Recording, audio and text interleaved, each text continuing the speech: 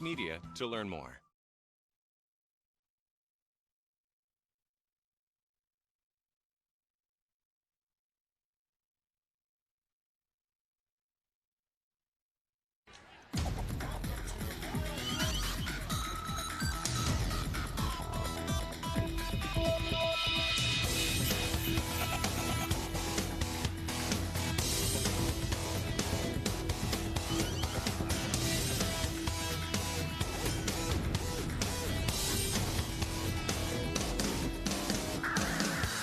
It's the kind of neighborhood rivalry where you wake up on Saturday morning and you can tell you played in this game. Hi, everybody, and welcome to the Game Time on YurView. Game of the Week brought to you by Iowa Western. Along with John Schreiner, I'm Gary Sharp. And tonight from Buell Stadium, it's Millard North and Millard West, John. And these two teams have a long history of not only playing each other, but playing in the month of November. And when these two teams play, as I mentioned, it's a bruise-filled affair. Well, there's no doubt. You got two longtime coaches, Fred Petito since the early 80s, Kirk Peterson for the last 14 years. And really for these two teams, the seasons couldn't have started much more opposite. Millard North, they played Omaha North. Got kicked around a little bit, got really beaten up. But for Millard West, they came out and really put it on another crosstown rival, Millard South, in week one. So perhaps a little different attitudes coming into this one. Let's take a look at the key players for tonight's game. First for Millard North, it's a very young defense that started 4 sophomores in the season opener, including Kason Kelly, who is one of their top tacklers. Yeah, Kason Kelly is a young player that Fred Petito is very high on. He's going to be the man in the middle. He's that middle linebacker position. And he's going to be responsible for stopping the quarterback run of Giavonni Guido when they run that little triple option out of the shotgun. He's going to be very important in shutting down the quarterback run game so that the rest of the defense can focus on slowing down our other key player. And that would be Millard West running back Brody Belt. Yeah, Brody Belt is a game breaker. He can break a game open with one cut. And you'll see a few times, though, tonight, he's going to have some runs where he'll make half a dozen cuts in a 15-yard run. Pretty elusive and good straight line speed. Should be a good one tonight. A slobber knocker is what we like to call it. Millard West and Millard North. It's Game Time on YurView, presented by Iowa Western.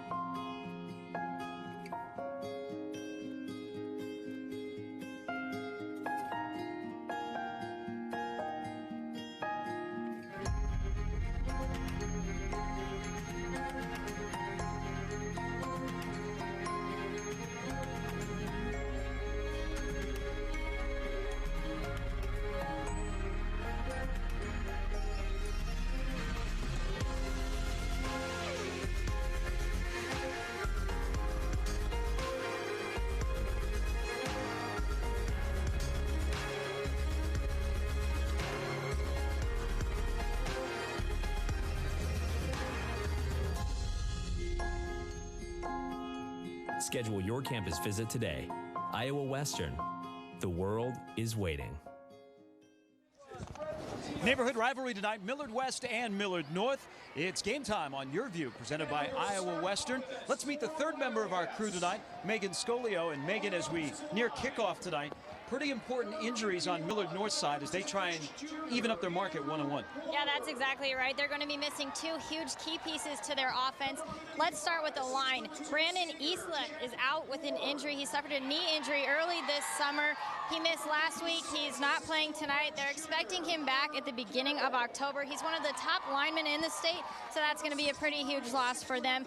They're also going to be missing fullback Noah Mick, who's out with an ankle injury that he suffered last week against Omaha North. So Millard North's going to have to find a way to find others to step up. And that's a key injury. We'll talk more about the absence of Noah Mick tonight. It's a neighborhood rivalry. Bragging rights are on the line. Kickoff is next. Millard West, Millard North. It's Game Time on YurView, brought to you by Iowa Western.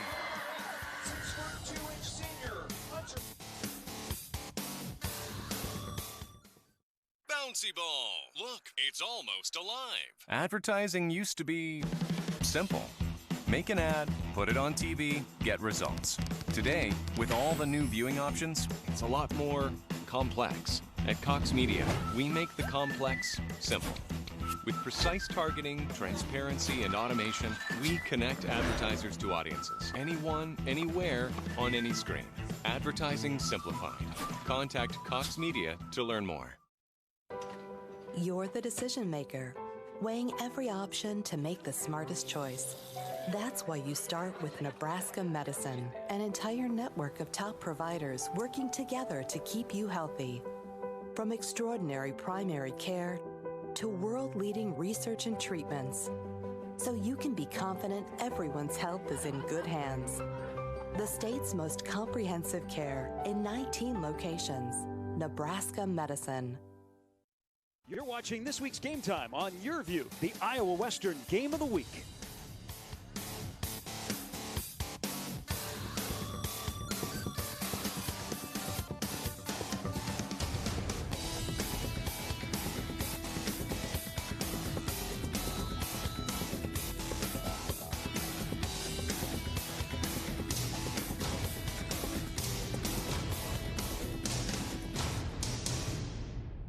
Week number 2 on the campus of Millard South. We are at Buell Stadium as Millard West, coming off a 48-7 victory last week against Millard South, have taken the field.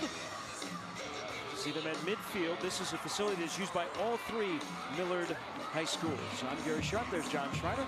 Megan Scolio is on the field. We will hear from her later on in tonight's game. But John, let's take a look at the keys for tonight's game that changed just a little bit with the late announcement of Millard North being without the running back Noah Mick. Yeah, with no Noah Mick, you've still got to be Millard North, though.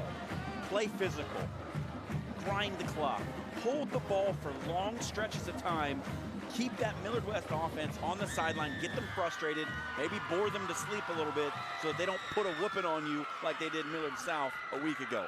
Second, you got to collar Brody Belt.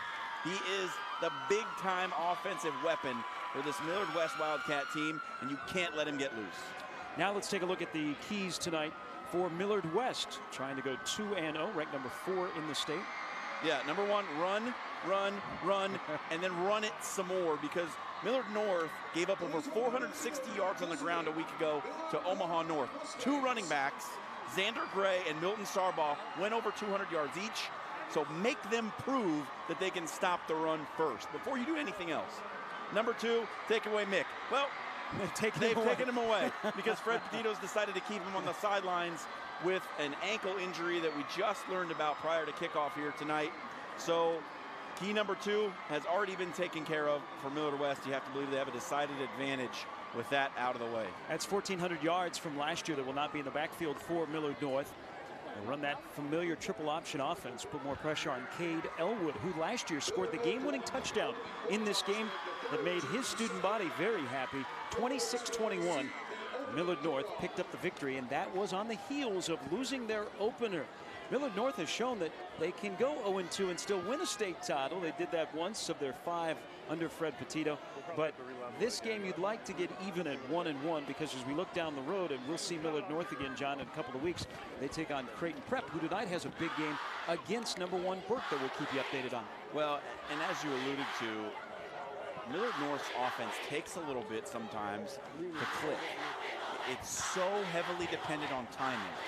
And you know, when you've only got 2.5 weeks of training camp to work on that timing, it can take a few weeks into the season before the light bulb comes on, the timing gets hammered out, and they become really tough to stop. We'll see Noah Mick, who has been, you know, sort of the spearhead of this offense for a season and a half now. But, you know, they're just going to have to fill in the gaps and see what comes out of it. Millard North will kick off. Thomas Capcho, who has a big leg, will tee it up, and we are set to go. Intermittent rain showers while both of these teams were warming up. We'll have that throughout the night, but nothing that should hinder this game played on field turf here at Buell Stadium. Cade Cutler and Brody Belt are back deep. 2 years ago, these two teams played for the state championship, won by Millard North. Tonight, regular season game, it's a bragging right game. And we are underway as Cutler will take it inside of the 5-yard line with blocking in front and a seam and a hole. There is a flag down. This is going to come back as he is dragged down as he gets out to the 40-yard line. Yeah, I think it's a hold. It looked like for Millard North, Anwar Khan, one of the bullets went down the field and got held right as he was approaching the ball carrier. Dan Flynn is our referee tonight. Dan seems to follow us around on the YurView game of the week. Yes. A Friday night, week number 2 of Game Time on YurView, brought to you by Iowa Western. The world is waiting, glad to have you along as we settle in and you get a look at this very physical Millard West offense. Giavonni Guido, the senior quarterback, under center.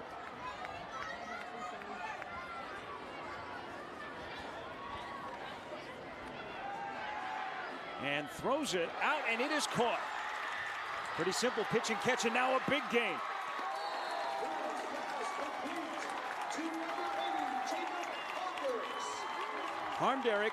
Jacob Harmdericks, the junior tight end, as Millard North brought pressure, and Guido just dumped it here. Nice simple play and a big gain out to the 41-yard line. Well, I think Millard North was thinking exactly what we were thinking, that Millard West was just going to run the ball. They come out with a little option pass. Guido just steps back, finds Harmdericks, and he rumbles down the field. Guido already this year 11 of 12 throwing the football, and a big gain of 32 yards. And the handoff up the middle, and that's not going anywhere. Again, this is a Millard North defense that is very young. You'll see their starting lineup in a moment. You'll see the youth that is on that side of the ball. For Millard West, led by Giavonni Guido and the player that we highlighted at the beginning, Brody Belt. Don't overlook the fullback, Jackson Wright, who's a key part of this offense. Yeah, and on the outside, if you want to look at a little inside football, Austin Harris, great perimeter blocker. He's the one that springs Brody Belt when he breaks it to the outside. Caught 5 balls last week in the win over Millard South. That was a loss of 1 on the first carry of the night by Belt. Here's his second carry, finds a little bit more room, jumps to the outside, cuts it across midfield, and he's brought down after a pickup of 10. It'll be 3rd down and short. As you can see the shiftiness of Brody Belt, and he's a guy that we'll see tonight, John. They will move him around. They'll line him up in the eye. They'll get him into the slot. He's got great vision, and here he had good blocking in front. Well, that's just great patience. You saw him just hesitate, wait for the defender to overrun the play a little bit, cut back underneath it, and get the big gain. 5 returnees on this offense for Millard West. Last year they went 8-3, lost in the quarterfinals to Bellevue West. And they face a 3rd down and 1 just underway. Now Brody Belt lined up in the slot as Guido is in the shotgun. Looks over a 4-man front, and the handoff to Wright, the big fullback, and he's got a 1st down. Both of these teams will look somewhat similar on offense, which means they put a lot in the hands of the quarterback to do an initial read. That's right, and this play it really stresses the defense, because all you've got in the backfield is the fullback and quarterback. You have to cover those receivers that are spread all across the field, and you get the big back with the ball in his hands rumbling between the tackles. Hard one to stop. Last week, Millard North trailed 30-0 at halftime. They gave up 423 yards, a majority of those on the ground in the first half alone. And another big gain by Wright before he is finally tugged down at the 27-yard line. Jackson Wright, all 6 foot, 200 pounds, lumbering for back-to-back 1st downs. Watch for that formation again. When Guido goes back in the shotgun and has a back to either side, it's almost certainly going to be a triple option play. Right there, the C's parted. He just gives it off to Jackson Wright. Too easy. It's like taking candy from a baby at this point. This drive started at the 9-yard line after the penalty on the opening kickoff. Guido, honorable mention, All-State last year. Handoff to Belt, running left, escaping a tackler, cuts it back. Now running free, inside of the 5, and he fumbles, and it is recovered by Millard North. He never saw Spencer Weber. What he saw was Jack Henry coming up with the recovery at the 3-yard line. Watch this, great cuts initially by Belt, right here. Bang, cuts right back. But he's looking to the inside. And I'm sorry, it wasn't Spencer Weber. It was Chris Cavazos coming in from the blind side, puts a big lick on Brody Belt. Touchdown saving tackle perhaps, and a turnover. So all the way from the 9-yard line, inside of the 5 of the first turnover on the first possession. And we get our first look at Cade Elwood. Elwood with the keeper. Might have been some miscommunication, but he's able to make something out of it, and he got out to the 9-yard line for a pickup of 6. Cade Elwood, the quarterback, he is a senior. He's essentially a 3-year starter. Learned a lot from Ethan Morrison, who led Millard North to the 2015 state title. He runs behind, again, no Noah Mick tonight. Scratch him from your lineup card, but he runs behind a very big offensive line that is missing also one of the best linemen in the state that Megan alluded to in the open, in Brandon Eastlack. It's Andrew Bednar who starts at the tailback, or at the fullback position. On that previous play, you saw him go the wrong way. Cade Elwood was not expecting him to go that way, so Noah Mick's presence already being felt, not in the lineup. This Millard West defense now will try and hold Millard North on 3rd and 1. The player to watch, Tyler Bandiera at his cornerback spot, and A.J. Johnson, who's one of the most physical linebackers in the Metro. And a third guy to look out for is Matt Sorich at that outside linebacker position. Tremendous wrestler, incredibly strong. It's a veteran defense. And straight ahead, looks like it is enough for a first down as Elwood kept the football. Last year in this game, Elwood had the game-winning touchdown with about 5 minutes to go. Millard North won 26-21. Last year, Elwood and Mick combined for over 2,600 yards on the ground. Elwood with 17 scores. He is definitely the leader of this team. And he is in the long line of successful quarterbacks at Millard North under Fred Petito that includes a Heisman Trophy winner in Eric Crouch. And here's Elwood, and he's got plenty of field turf in front of him. And now he's got even more to the 35 to the 40. The chase is on into Millard West territory as he steps out of bounds. That is a pickup of 37 yards on the keeper by Elwood. And that is classic Millard North football. You try to take away the inside run, linebacker gets sucked inside, and Elwood breaks to the outside. Wide receiver does just enough to give him space, and Cade Elwood making it happen. And a great seal block to open up a lane for Elwood. 6 foot, 185 pounds, the triple option. There are things that we look forward to every fall in Nebraska, and the Fred Petito triple option is one of those. Straight ahead running, and not much against that stout Millard West defensive line, as the handoff to Bednar, who's replacing Noah Mick tonight. He ran right into the waiting arms of A.J. Johnson. Johnson on this defense last year for Millard West had 11 tackles for loss, had 91 overall. Not only one of the better linebackers of the Metro, people will tell you, especially quarterbacks and ball carriers, he's one of the hardest hitters as well. You wake up on Saturday morning and you know that you've been introduced to A.J. Johnson. Bednar got a yard as Elwood sets his offense. Man in motion, Elwood keeps it, and Johnson is there to make the initial stop. Great play by Johnson. That also looks, John, as somebody that has played against this offense numerous times. Well, he's seen it his whole life, pretty much, growing up playing against the club, the feeder programs that go into Millard North football. He's a kid who's played against it, seen it. Now, late on in his high school career, knows that he has to stay disciplined. You just, against this offense, if you don't read your keys and trust what your eyes tell you to do, if you go rogue and try to make a play, you're going to blow the whole thing wide open. You love run the ball guy and gal. This is the game for you. But Elwood will put it up. The southpaw throws deep down the field, and it is caught, and it will be a touchdown. Strolling into the end zone for the Mustangs is Harley Gordman from 46 yards out on 3rd down and 8. And they'll do this now. It's not just a running offense. They will catch you sleeping. Elwood, actually, pretty accurate passer. Millard North not known for having quarterbacks who can sling it around. We saw Ethan Morrison in his career was a pretty good passer. Cade Elwood, you saw it right there. Put that ball right on the money. Defensive back fell down, had no chance. 46-yard touchdown pass. And Millard North puts the scorekeeper to work early. And before the point after, there's a delay of game, and that will push Thomas Kopcho, a place kicker for the Mustangs, or a false start, I beg your pardon, as Dan Flynn signaled. Millard North last year went 9-2. They lost in the quarterfinals. 2 years ago, these two teams met for the state championship in Lincoln, won by Millard North, one of the 5 that Fred Petito has. And leading up to that final a couple of years ago was a fantastic semifinal win over Bellevue West. Kopcho, 5 yards back. That doesn't matter. Through the uprights, 7-0. Millard North on a 46-yard touchdown pass. We're back with more Game Time on YurView after this. Okay, it's decision time.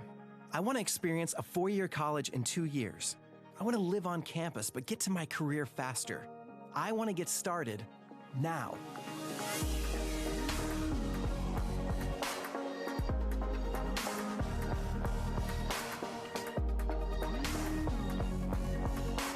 Find your path at iwcc.edu and get hands-on, real-world experience. Start now at Iowa Western.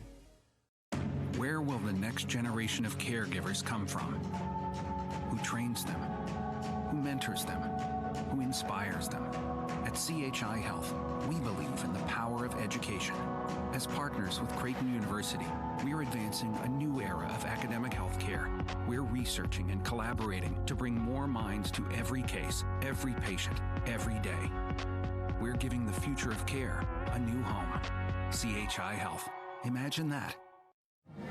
Welcome back to Game Time on YurView, the Iowa Western game of the week. And Millard North jumps out to a 7-0 lead as Cade Elwood hits Mr. Gordman for 46 yards and a touchdown. Iowa Western, proud partner of ours for another year of football and an athletic program that had quite a year on the field and in the classroom last year.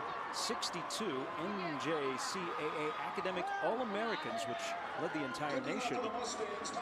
Iowa Western football got off to a great start last weekend, throttling Independence Community College. And surprise, surprise, if we're longtime viewers of Millard North, that they throw the football, but it's actually changed the last couple of years, John.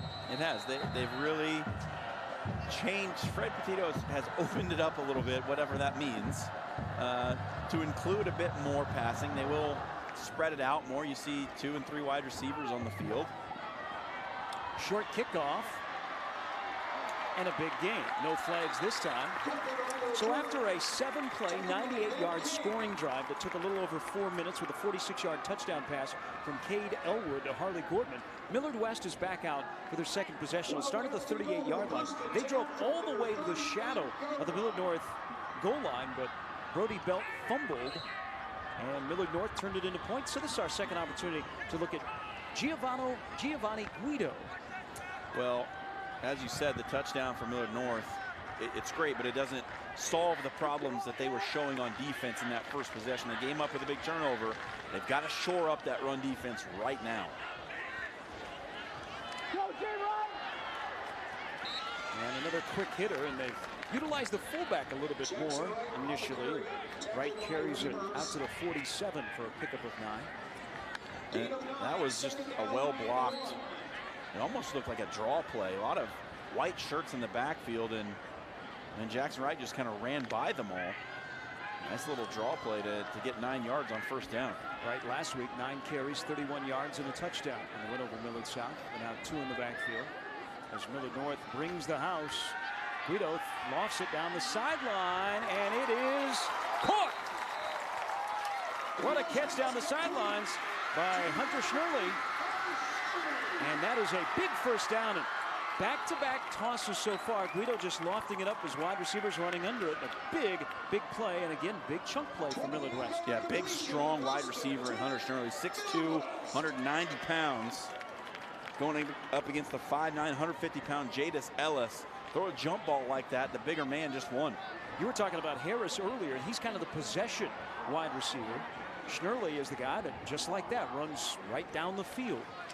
And another set of downs, and another big run by Jackson Wright. This time he lumbers for 8 yards. So they're getting 7, 8, 9 yards on first down against this Millard North defense as they've driven into the red zone trying to knock the game at 7 apiece. Yeah, and on that last play, the get off by Jackson Wright was tremendous. He was out of his stance and up to the line of scrimmage before the defensive line had a chance to react. That really spelled that big game. Millard West, 10 straight trips to the playoffs, 1 title. Kirk Peterson, they won a title in 2001, and another big game.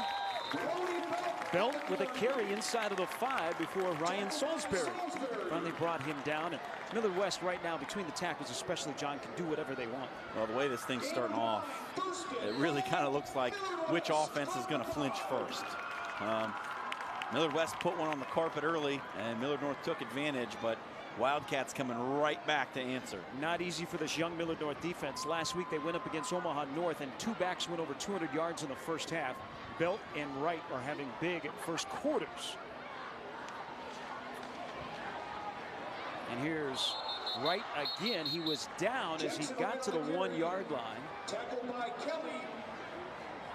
How about that performance last week by those Omaha North running backs? Each had 9 carries for over 200 yards.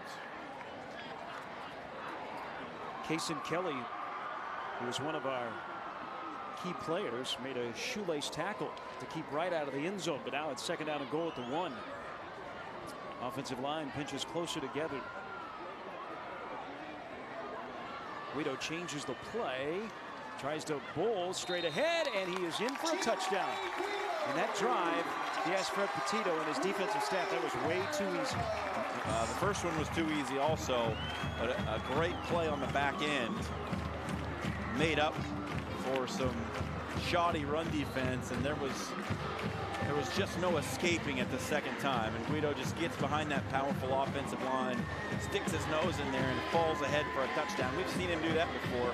You'll remember a year ago we did a playoff game at Omaha Central when Guido ran for 3 touchdowns. Most of them looked exactly like that.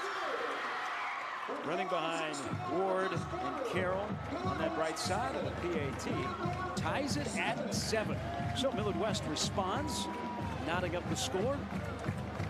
This week on YurView's high school football recruiting podcast, University of Michigan Director of Recruiting Matt Dudek takes us behind the scenes of the Big Ten. YurView's Louisiana Jeff Palomero previews John Curtis versus Landry Walker, a game loaded with blue chip D1 talent. Host Jeremy Crabtree clues us in on the impact of recruiting from this weekend's Alabama-Florida State matchup, plus the special bond between the victims of Hurricane Harvey in Houston and Hurricane Katrina in Louisiana. All that and more on this week's episode of Over the Middle Podcast, which we highly recommend if you are a recruitnik. Absolutely. Get you up to date. You had a chance last night to watch on YurView that game between John Curtis. Not many better than Jeremy Crabtree out there when it comes to recruiting in the whole country, honestly. If you watched John Curtis and Landry Walker last night, it seemed like everybody that walked on the field was a Division I prospect. 7-7.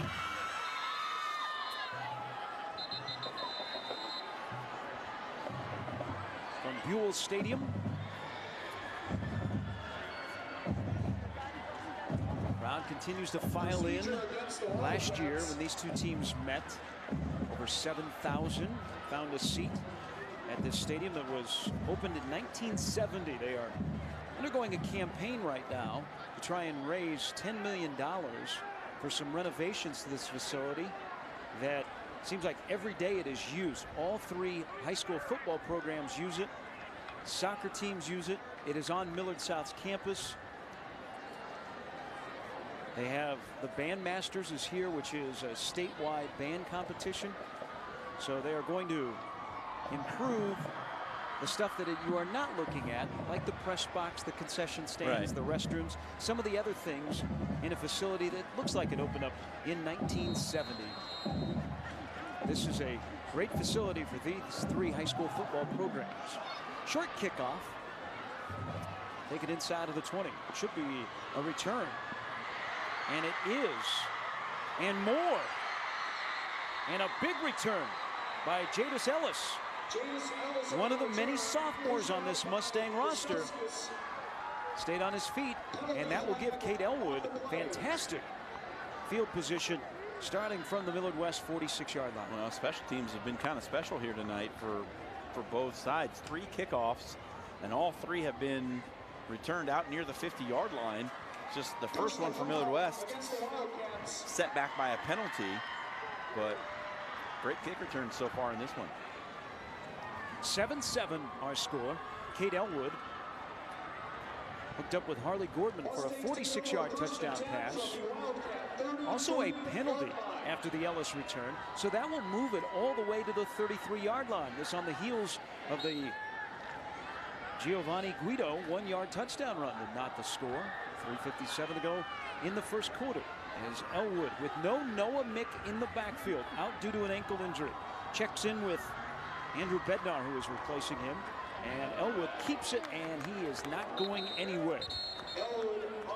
Josh Lasakis makes the tackle. As you get a look at Fred Petito, 34 years on the sidelines, 256 wins, 44 playoff wins, 5 state titles, 03, 05, 2010, 2012, and most recently against Millard West in 2015. He's in the top 10 in the state in wins, and somebody who is so special to this Millard North community. Started his career at Omaha Cathedral back in 1980. Also was a basketball coach at Millard North when he first showed up to take over the Mustang football program. He said, hey, would you like to coach basketball? He said, why not? So the Hastings College grad did a little bit of everything. Now he's Hall of Fame high school football coach. Elwood kept it. Thought he had a lane, and then it closed up pretty quick, and it'll bring up 3rd down and short for the Mustangs. Yeah, that quarterback midline run is a staple in this offense, and we've seen guys over the recent history like Isaac Ockery and Ethan Morrison have great success with it, and it just sets up so much of the rest of this offense. Well, we could spend a whole hour just listing the successful high school to college players on both of these rosters. It's amazing. It's incredible. 3rd down and 6. Will Elwood put it up? He's got 2 wide receivers to the top of your screen. Now man in motion and a fumble. And the ball's still loose, and it is recovered by Millard West.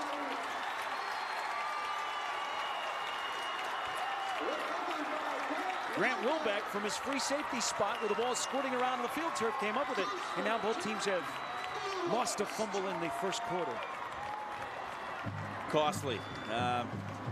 You had to feel like Millard North, missing the pieces that they're missing, really needed to keep their foot on the gas and put pressure on Millard West. Now it gives the Wildcats an opportunity to come back and take the lead and put this young defense in a bigger hold.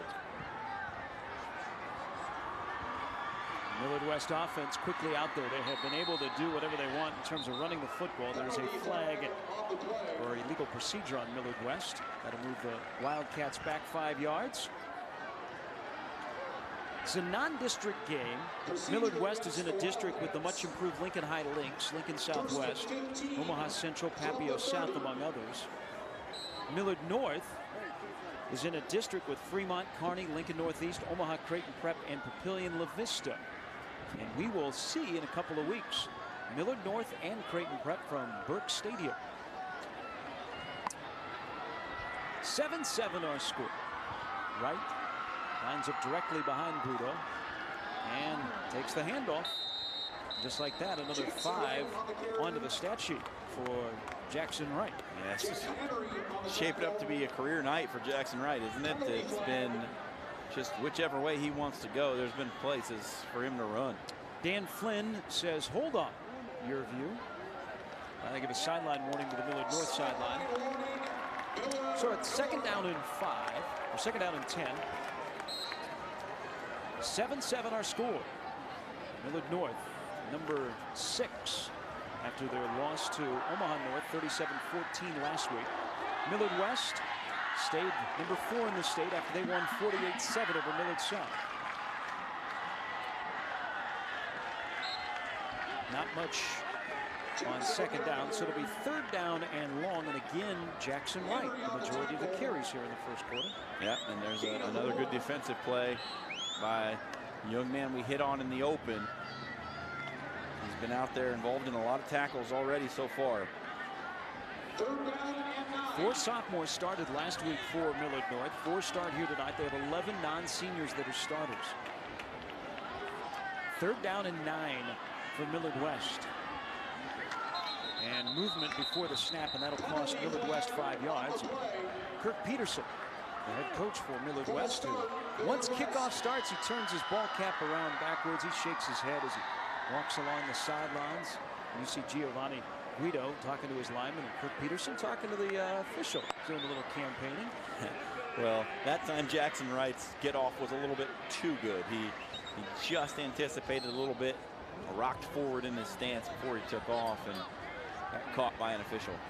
Since 2003, this series, About as close as you can get, 18-17 in favor of Millard North. Home team has won this game 6 straight years.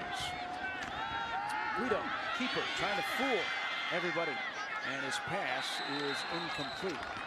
That was going nowhere from the start. It was read perfectly by Millard North, and that'll force the first punt of the night. Yeah, a little throwback screen look, trying to leak Brody Belt out to the backside, off the strong side roll from Guido, and Millard North was just having none of it. So after the turnover, they come up with a big stop on defense, chance to put the ball back in the hands of their offense and get back into the lead. How big is this rivalry? Well, they had a pre-sale of tickets, anticipating a large crowd. It doesn't look like there are many empty seats. And a big hit on the punt return. The hit by Harmaderics as he hit Matt Getzman at the right moment. Getzman with a smile on his face. He's okay. And here is the district setup. Creighton Prep, Fremont, Kearney, Lincoln Northeast, Millard North, Benson, Papillion, La Vista. Benson won their opener.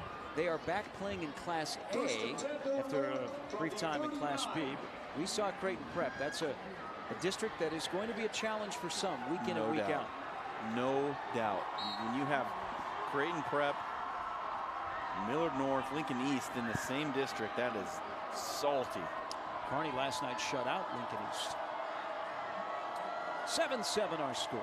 Elwood keeps it, dances away from the defender, streaks to midfield before he goes down. Oh, he's a magician with the football, and it's been forever under Fred Petito.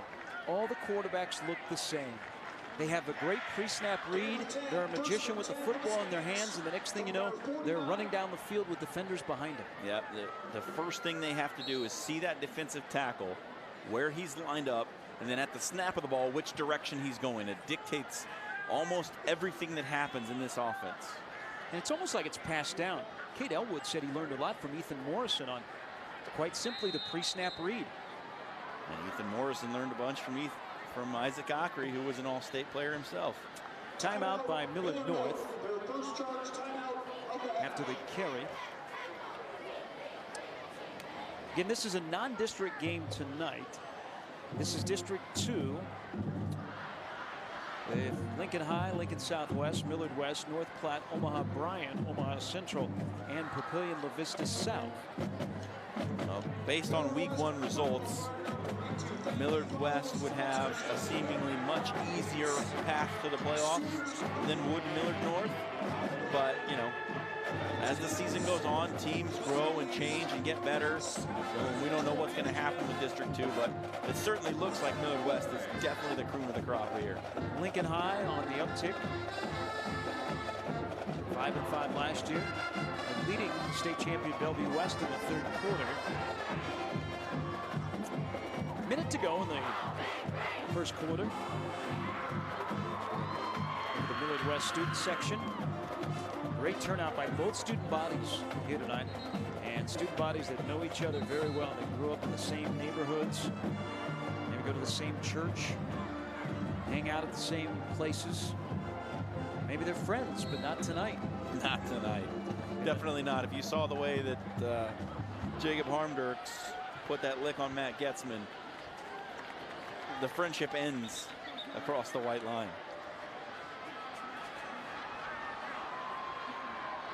A 46-yard touchdown pass for Millard North and a 1-yard run by Guido for Millard West.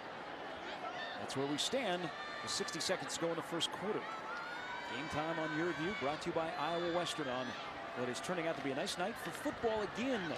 And Elwood keeps it. And Elwood steps out of bounds. There is a flag behind the play, however, thrown by the referee, Dan Flynn. Penalty flag on the play. What is our Mike linebacker looking at? John, would you like to answer that question? Well, here's what I think. It looks like, Gary, the Millard West defense has been preparing all week to stop Noah Mick. Noah Mick, leading rusher a year ago, as we've hit on before, Millard North was 9-2 last year. The 2 games they lost, Noah Mick didn't play in either of those games. They were 9-0 when he was in the lineup. So you would not be surprised if the Millard West defense has been working all week to stop number 22. He's not out there, and Cade Elwood is keeping the ball on more plays than he normally would, and this defense is keying the fullback, and Cade Elwood just getting around the end. Was holding on Millard North, so it is first and a long way, and Elwood fires a pass that is almost intercepted. It went right off the hands of Wildcat, who already has a fumble recovery as Elwood, a southpaw, zipped that pass wide of his wide receiver, and it's second down and 18. Yeah, just put it a little bit behind, did Elwood. One thing Millard West last year in that 8-3 year, and there's things when you look at Millard West, and they're always going to be fundamentally sound. They're going to be very physical. They did not have that dominating defensive line like they've had in the past, and that hurt them as the season wore on. They returned 4 starters on defense, and that defensive line much more physical. Elwood drops it off into the flat. Minimal gain for Anwar Khan, senior wide receiver. But it's enough to give him a little bit of breathing room with a 3rd down and long with under a minute to go in the first quarter. Yeah, and this is a hot call. It's just Elwood sees that the cornerback is backed off, given about a 7 or 8 yard cushion. So he just taps his helmet to the wide receiver. Wide receiver just turns and shows his number to the quarterback, and Elwood fires it out there for a short gain. Millard West last week didn't give up a point until the 4th quarter. They were up 42-0 after 3 against Millard South. They put up 27 in the first half. But Millard North, without their leading rusher, Noah Mick, facing 3rd down and 15, and Elwood's not going to go anywhere. Tackled to the backfield for a loss. He was brought down by Connor Ekborg, senior defensive lineman, on a solo tackle, and this will force Millard North to punt the football. Probably not before the first quarter expires. That play was great. Patience and fundamentals by Ekborg. He had gotten upfield, but he waited for Elwood to make his cut and then made a solid tackle before he could get back inside. Nice play by the defensive end. And a defense that's led by A.J. Johnson right in your screen there. Millard West has elected to take a timeout with 12 seconds to go, so they want the football right now. There's really not much wind, so we'll try and figure out what Kirk Peterson is looking for here. Looking for a new career? Explore our programs in business, health, and technology. Get going today on your career path by visiting iwcc.edu. Iowa Western, the world is waiting. Along with John Schreiner, I'm Gary Sharp. Megan Scolio is down on the field. Jason Romano is our statistician. Special night school, a couple of weeks into the year.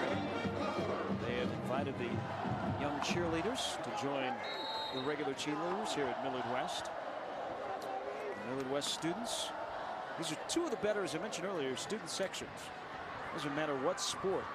But when it's a crosstown rival, it feels a little bit different. The punt is away, and a fair catch. With 6 seconds to go, Cutler made the fair catch of the Capcho punt, and at the 25-yard line is where Millard West will take over. Millard West last year in that 8-3 campaign, they lost 22 seniors, including the very dynamic Shea Wyatt, who is now at Central Missouri State. Shea Wyatt was a heck of a player, and it didn't matter if he was on the football field or the basketball court. Just a tremendous athlete, and that's a guy to lose that, wow, I mean, how do you replace that? Giavonni Guido, lone man in the backfield, snap back to him, looks downfield, lobs it down the middle of the field, and it's picked off. Cam Weimers with the interception. He was sitting right in the middle of the field, and he read it perfectly. And that's how the first quarter will come to an end. 7-7, Millard North, Millard West on the Weimers interception. Stay tuned for more Game Time on YurView after this.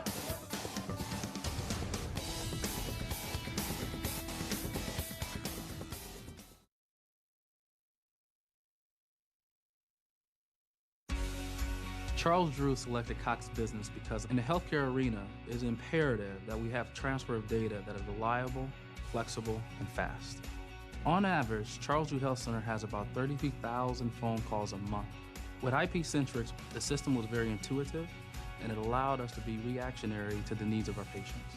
Cox Business Solutions has allowed us to be more efficient and effective in meeting the needs of the greater Omaha community. Cox Business is a great partner. At Woodhouse Auto Family, the buying experience is different, and the over 27,000 customers who bought from us last year know why. Our knowledgeable sales staff know the brands, the products, and take time to get to know you and guide you to your perfect vehicle.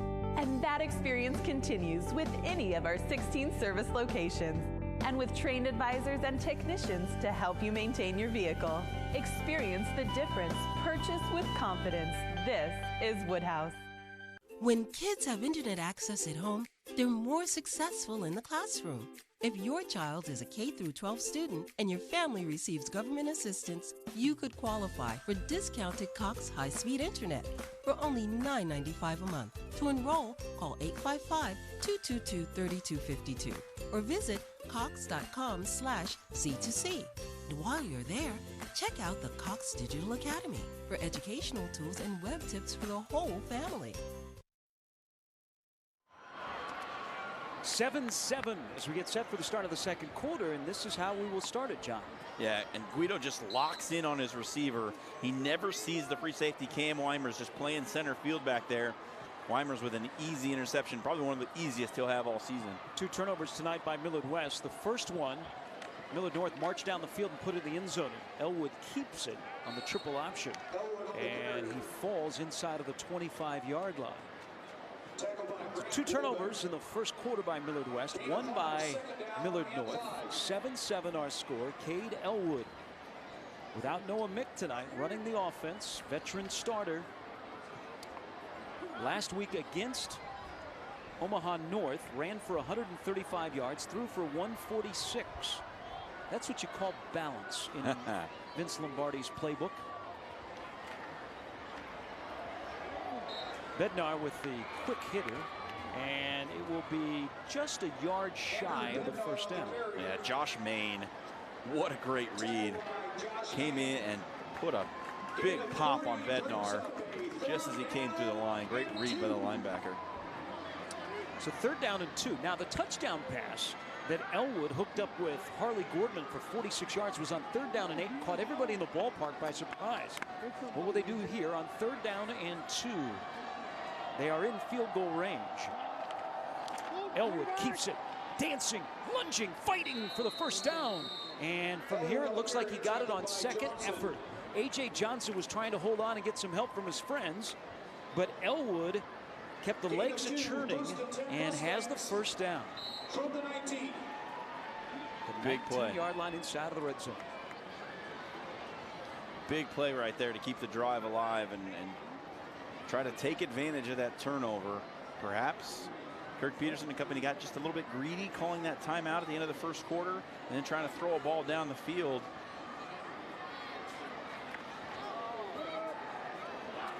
And miscommunication. Elwood's trying to make something of it. He'll get a yard before he is ridden out of bounds by Connor Eckborg. Yeah, I don't think he ever actually got the snap. He just bobbles it coming out, takes his eyes off, pulls out a little bit early, and then just has to make what he can out of it. Cade Elwood having a little trouble with that center quarterback exchange on that play. 2nd down and 11. Copcho, the place kicker for Millard North last year, 5 field goals with 58 PATs. The wind at their back. Elwood runs the option. Now pitches it. And what a catch of the pitch by Getzman. It was behind him. Getzman on the carry, tackled by Johnson. Penalty flag on the play. And a flag is down. Holding again by Millard North. The holding penalties are brutal for running teams. It puts you so far behind the chain. A 10-yard penalty is just a monster setback. And now, instead of having 2nd and 10, you've got 2nd and 20 to go. Get no Noah Mick if you're just tuning in on YurView tonight. This is Game Time. Brought to you by Iowa Western. The Iowa Western Game of the Week. Week number 2, Noah Mick suffered an ankle injury in week 1 against Omaha North. Fred Petito elected to hold him out here tonight. Elwood will put it up. Looking towards the end zone. Just out of the reach of Gordon, who is trying to break free of the defensive back. Well, that's a pretty good throw by Elwood. You see the tight spiral. He puts it just about right where it needs to be. Look at this. Beautifully thrown ball just off the fingertips for Gordman. And in the little hand battle, Gordman had broken free. 3rd down and 20.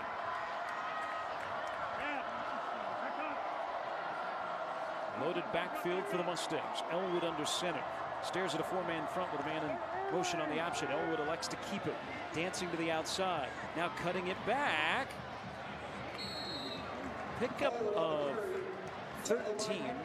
It'll be about 4th and 7. And Elwood again did enough to get back the yardage that was lost on that hold and set up an opportunity for the Mustangs to put points on the board. Yeah, the hold is the key play on this drive. If not for it, that 13-yard run, that's a 1st down for the Mustangs, and they're still rolling toward the end zone. But right now, it looks like it's going to be a Capcho field goal.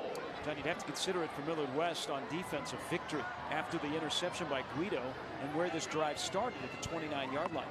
Capcho, this will be about a 34-yard field goal with a slight wind at his back. Senior place kicker, before he approaches it, there is a flag down, and it's going to be a delay of game. Well, that makes it 5 yards more difficult.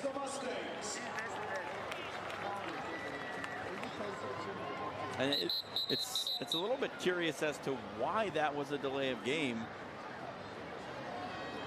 because it wasn't like the Mustangs took a long time to get the field goal unit on. They knew exactly what they wanted to do as soon as they didn't get the 1st down. The field goal unit was ready. They got set up. I'm not sure that the play clock reset properly. And I'm surprised that the Millard North sideline is not more aggressively bringing that point up. Fred Petito just is walking down the sidelines. And Dan Flynn, our referee, they're communicating upstairs to the clock operator on what they're going to do with the game clock. So can we count the fingers there? I think there were 9 that Dan was holding up. It's reset now to 10. That was the fastest minute and a half of a field goal attempt that I think we've ever had. So now they put the clock back to 9. We're in the 2nd quarter, tied at 7. Capcho now is looking at a 41-yard field goal.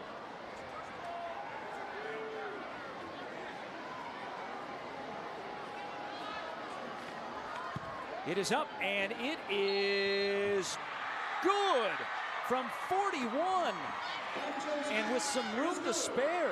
And Millard North is back on top. Yeah, this one looks pretty good. Well struck by Capcho.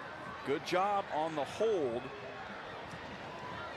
to get it down. Chris Cavazos had a little bit of a low snap, but he gets it down. And look at Capcho, just smashes it through. Good from 51. Through the pillars, and it's 10-7 Millard North. They turn another Millard West turnover into a score. All of their points have come off Millard West turnovers tonight. Are you interested in an exciting career in media studies? Check out the opportunities in TV, radio, and sports promotions at Iowa Western. Visit iwcc.edu. Iowa Western. The world is waiting, and you could join us. You could. Game time. So what looked like a great opportunity for Millard North to go up by a score, and shot themselves in the foot, and they end up with a long field goal, now 10-7. Well, how about this? 4 first quarter possessions for Millard West. They had a fumble, a touchdown, a punt, and an interception. It's bingo card football so far for Millard West, and I'm sure that Kirk Peterson would like that to be a little bit more consistent. 2 turnovers in 4 possessions is not how you want to play. And a good bounce back by Millard North after giving up that 2 really long drives. The first one ended with a Millard West fumble. The other one ended in the end zone, courtesy of Giavonni Guido, but they forced a punt and then got the interception. They'll be asked to hold a field goal lead here, and another big return. But we got a flag behind the play.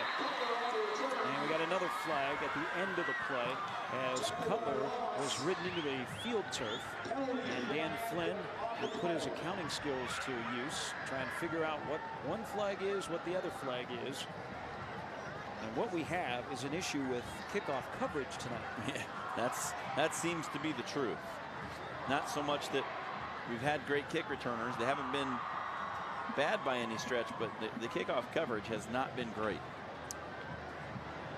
Both of these schools have fine athletic programs. Coming up at halftime, Millard West will be honored as the all-sports Class A champion for the 3rd straight year.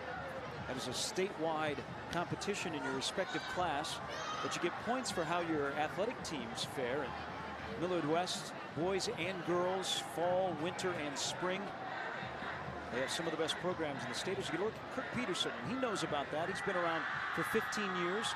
At a school that opened up in 1995, 121 wins, 39 losses, that familiar backwards cap. Won a state title in 2008. Following year was a runner-up to Millard South, and then lost, as we mentioned earlier, the 2015 final to the team across the field from him in Millard North. Offsetting penalties on that kick return. Had a block in the back and a helmet to helmet. So, as you were, play football. 10-7 Millard North with the lead. Millard North 0-1, Millard West 1-0. We had light rain showers before the game and a little bit in the first quarter. We're dry now. It's a field turf surface that is relatively new here at Buell Stadium. Mentioned some of the improvements that they're trying to raise money for. It will also include new lighting at this facility that is right in the neighborhood in Millard, suburb of Omaha. Giavonni Guido goes back to work, and a handoff to the big fullback Jackson Wright. Boy, he had room to run if it wasn't for Cam Weimers. Oh, what a shoestring tackle by Weimers. That was going to be a big gainer for Jackson Wright. His eyes were growing big by the second, looking at that pylon in the nearest corner of the end zone, and Weimers just tripped him up. First down has been a problem for this Millard North defense. Big chunk plays out of Millard West. Belt stops, starts, runs, escapes one defender. Another flag comes down, thrown by the back judge. And John alluded to the vision of Brody Belt. You're going to see on a replay here, as Kirk Peterson discussed it with the flag that came out late. Belt again, nice dancing shoes. He'll make several cuts on any given carry. Just weaving in and out of traffic, and the flag's waved off. How about that? And Kirk Peterson, immediately when that flag was thrown, and see the big smile on the 15th year head coach for the Wildcats. He may have said something, and that got changed. And the Belt big run stands. So Millard West is on the move once again. In previous play, Harm Dirks and Connor Carroll just collapsed that whole left side of the Millard North defense, and Belt found the hole. Here's Belt again, right at the middle, dances to the outside, inside of the 30, before he is hauled down by Ben King. But another big pickup by Belt, and another big chunk play allowed on the ground by the Mustangs. Yeah, and great blocking up front again. It's going to be center Nate Ward after he snaps the ball. Just look at that. Look at the push that the center gets on the defensive tackle to open that thing up. Junior backup center Nate Ward getting some playing time, made a great block on that play. Physical offensive line, that is the norm under Kirk Peterson. Jack Domando, a couple of years ago, that's up at South Dakota State. We watched him wreak havoc in the Metros. Guido spins out of the tackle and picks up 5 yards on first down. You mentioned the litany of players that have success at the college level. Let's talk about two, one from each side, that are currently having a lot of success. You got Harrison Phillips, who's a starting defensive tackle out at Stanford. You saw what they did to Rice a week ago. And you got Nick DeLuca up at North Dakota State, who is an FBS player on the Butkus Award watch list. Guido keeps it, gets the edge, gets outside, and before he could get to the end zone, was pushed out of bounds. And here's the one element of this Millard West offense we really haven't seen yet, outside of the sneak that they ran down near the goal line, is the running ability of Giavonni Guido. He's not just a token runner. He can really tote the ball now. Look at this decision. Boom. Sends the linebacker to the outside, outruns the defensive end, gets the corner. Big gainer for the quarterback. 19-yard run. Guido has the lone touchdown for the Wildcats. That was a sneak from a yard out. They'll snap the ball from the 2 here as he looks over the defense. Trying to put the Wildcats on top. Hand off to Belt, and he'll dive into the end zone for a touchdown. Took the hit from Tyler Ross, bounced off of him, crossed the goal line, and for the first time tonight, Millard West is on top on the 2-yard touchdown run by Brody Belt, his 4th of this young season. Yeah, this whole drive, that Millard West offensive line has been getting a great push up front. No different here. You see right there, Harmdurks from the tight end position has his man shoved 3 yards into the end zone. Great blocking up front is what scored this touchdown. The drive results in a 14-10 lead now for Millard West. We're going to look at Brody Belt, the senior, crashing into the end zone to put the Mustangs on top.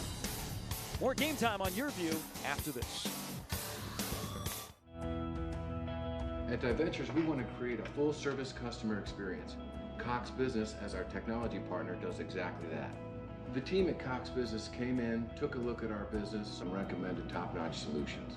With IP Centrics, we have a managed, scalable solution to meet all of our customer needs. We get hundreds of phone calls a day, thousands over the course of a week. Because we have Cox Business, we can focus on what we love to do, being on the water and in the water. Where will the next generation of caregivers come from? Who trains them? Who mentors them? Who inspires them? At CHI Health, we believe in the power of education. As partners with Creighton University, we are advancing a new era of academic health care. We're researching and collaborating to bring more minds to every case, every patient, every day. We're giving the future of care a new home. CHI Health. Imagine that. 6 plays, 66 yards. A quick drive, all on the ground. Took about 2 minutes. Brody Belt from 2 yards out. And Millard West, for the first time tonight, on their crosstown rivals, have a 14-10 lead. Stay tuned. Coming up at halftime, Megan Sculio will give you the latest from both sidelines. Special interview, and we'll hear from the Millard West band. All the pageantry of a Friday night football fiesta in Millard here on Game Time. Now it puts a little bit more pressure on Cade Elwood.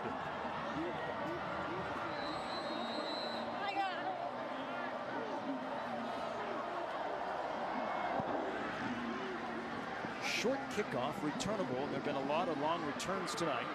Often running is Ellis, but he's not going anywhere this time. Chasing him down from behind is the All-State cornerback, Tyler Bandiera. Wow, just great speed from Bandera. Look at that. He's going to have a step. Ellis has 2 to 3 steps on Bandera when he starts to turn the corner, and Bandera just runs him down from behind and drags him to the turf. Excellent play by Bandera. Well, now it puts a little bit more on the shoulders of Cade Elwood without Noah Mick. This drive, the worst field position of the night for Millard North. Getzman in motion in the toss. Cuts it back for minimal gain. It's the first time we've seen Getzman carry the ball tonight. It's been Cade Elwood's show for the most part. Now that the defense is keying on him, perhaps we'll see those running backs who line up and look like wing backs carry the ball a little bit more as the defense focuses on Elwood.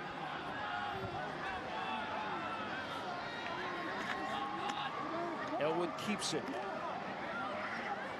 Boy, he did a good job to get at least 3 yards, because that did not look good in the backfield. There's a nice play by linebacker Josh Main again to get downhill and force Elwood to cut that thing back inside where he had held. Main has made a couple of nice back-to-back plays. Now 3rd down and 4. Will Kate Elwood put it up? Has a 46-yard touchdown pass tonight. He will. Hits Gordman. Gordman fighting 1st down. But he loses the football, and it is recovered by Millard West.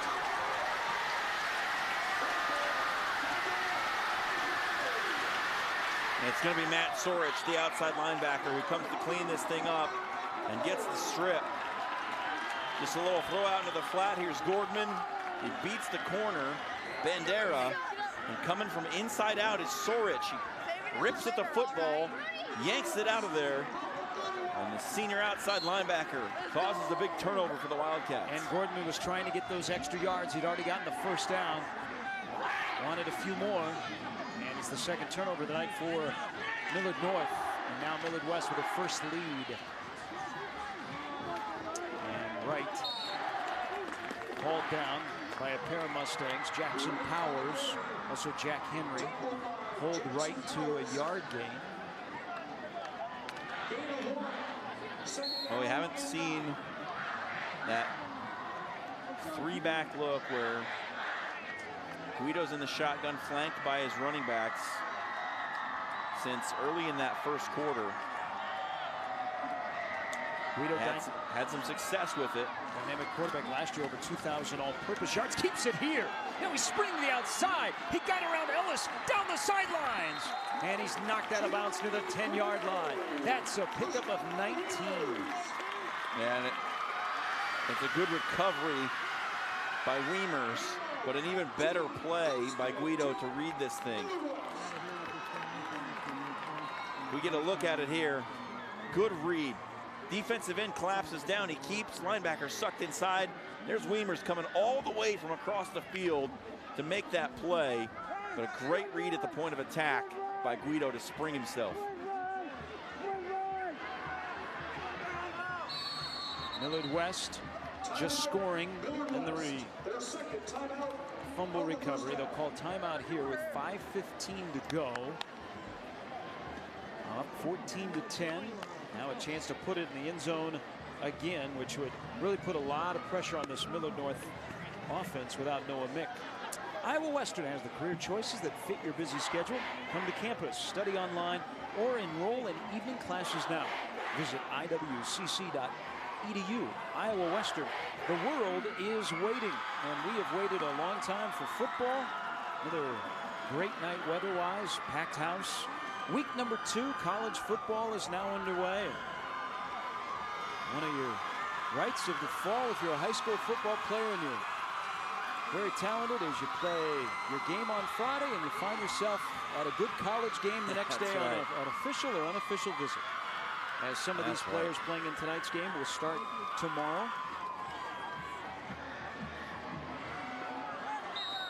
Well, you don't hear Brody Belt's name bandied about in recruiting circles, but I think with a good season, he's one of those FCS type players. Well, here on a draw, he's got blocking and he's got a touchdown.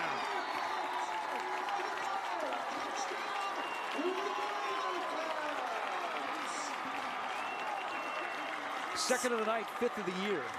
Sneaky little play from the Wildcats here. Guido is going to come back like he's going to pass, and then just a sly little handoff, and Belt squeaks out the backside. Nobody home to contain him. Trots into the end zone for an easy one. Jaden Cover pulling good block to spring Belt to the end zone, and it is now 21-10. And that is 14 unanswered points by the Mustangs. So they take a Millard North turnover and they put it in the end zone. So after a first quarter where they turned it over twice in 4 possessions, Wildcats have had 2 second quarter possessions, and both of them resulted in Brody Belt touchdown runs. The Reavers are back in action this season. You can follow Iowa Western's championship sports teams, including football and volleyball.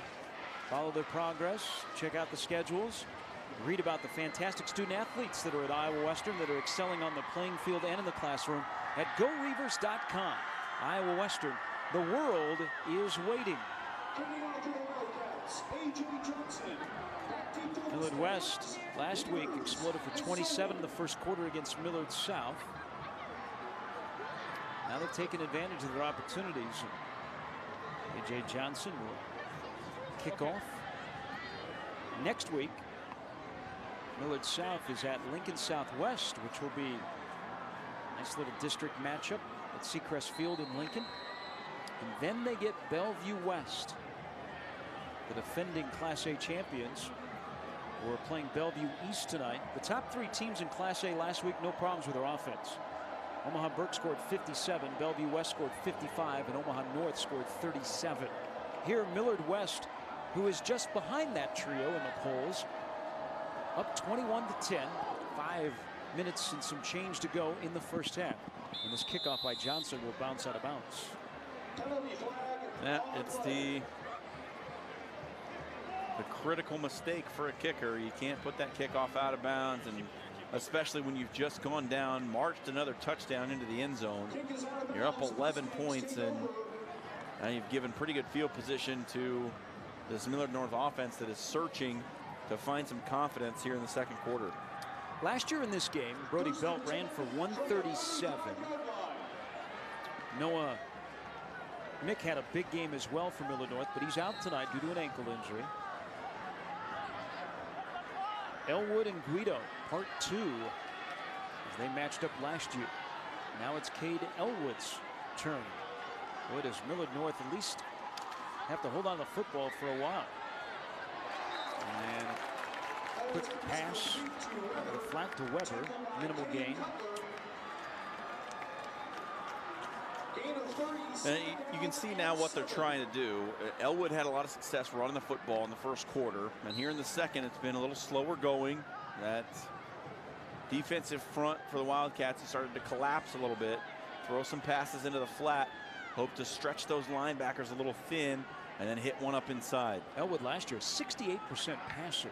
Runs the option here, looking for room, and A.J. Johnson greets him up high, down low with the tackle. Josh Lasakis. There's another flag on the field. Clock stopped with 4:27 to go in the first half. Stats and highlights as well at halftime. So the Mustangs have scored. They were up 10-7. 2 unanswered touchdowns by the Wildcats. And a break here for Millard North. This is going to give them a first down on a Millard West personal foul. It'll actually move it into Wildcat territory. Yeah, that's a big break. The first 2 plays hadn't really gone well for the Mustangs on this series, but now you get a freebie on the 15-yarder and a chance to reset the chains and reset your offense. Kirk Peterson doesn't understand the call, not happy with it.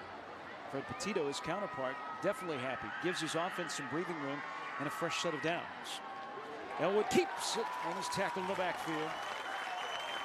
Heck of a play. And it's that man again, Josh Main, coming from his inside linebacker spot. He's had a big second quarter. Second tackle for loss. Just unblocked. Wide receiver could not put a helmet on him. Main came free, and Elwood is stopped for a loss of 2. Josh Main looks like a pretty good linebacker so far here tonight. Not a name you'll hear mentioned a lot around the Metro, but he's showing up on tape. Nice pair in Main and Johnson. And Elwood again hitting the backfield.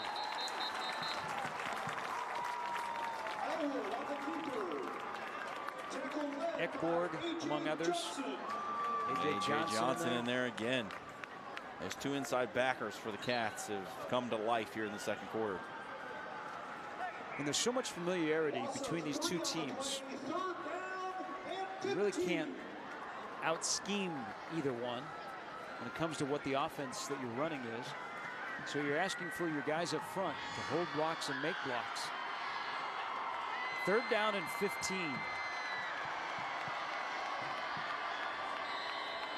And as the play clock had nearly reached 0, Kate Elwood calls timeout. Their second timeout Third down and 15 is what Kate Elwood will discuss with Fred Petito. 89.7 The River is your home to awesome alternative rock music. Check them out on the stream at 897theriver.com or search the App Store for 897 The River. Iowa Western, the world is waiting.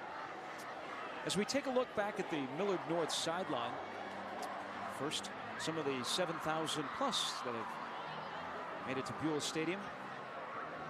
The man in the white hat, and in the middle of that is Fred Petito. We were talking about his 34 years as the head football coach at Millard North and how many young men and young women that he has impacted in his time there. It is a difficult offseason, and football couldn't have come at a better time for Fred Petito. He lost his longtime wife, Angela, in the offseason.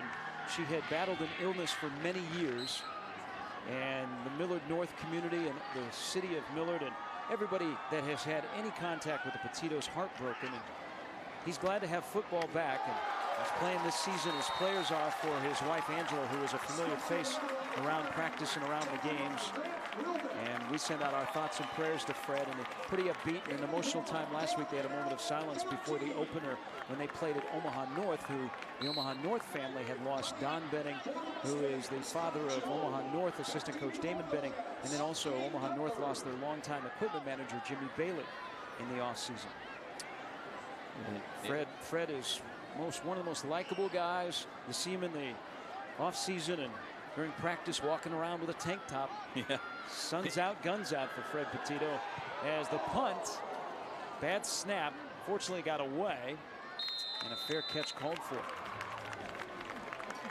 A close call there for Millard North on that punt. The special teams has been a bit of an adventure for both sides tonight, and the bad news for the boys in white and gray is that you got to go and face that Millard West offense again. YurView is your home for live local high school sports. Next Thursday, Game Time features Union versus Jenks from Tulsa. You don't want to miss this one. It's the MidFirst Bank Card Bowl from Tulsa, Oklahoma. Two of the most dominant programs in Oklahoma's Class 6A. Usually the game lives up to the hype. It's coming up next Thursday, Game Time on YurView, channel 1013, and a long run by Guido. He is off to the races. He makes a move, runs around the defender, and 83 yards later, he breaks the tape. It's just a breakdown in the backfield that causes this.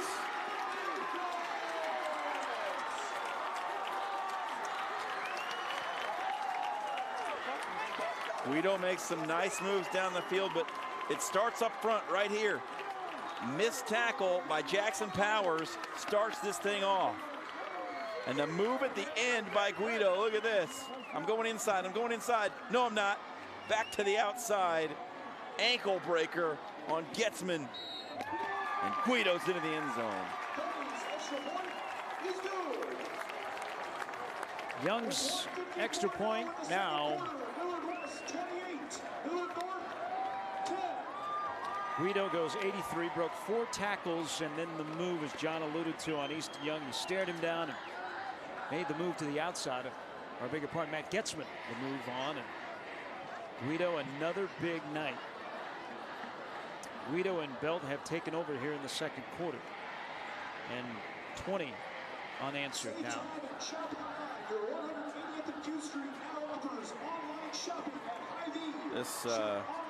This gap got big in a hurry, didn't it? I mean, how about the second quarter? Guido now 5 carries, 125 yards. You know what that stat line sort of reminds you of?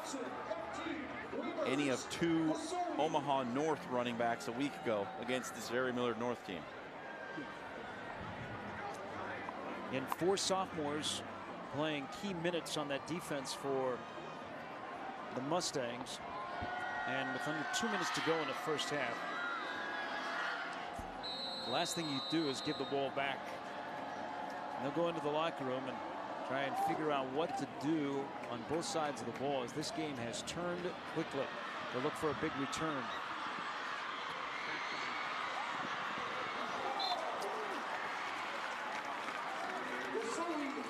Jacob Lasoli with a long return.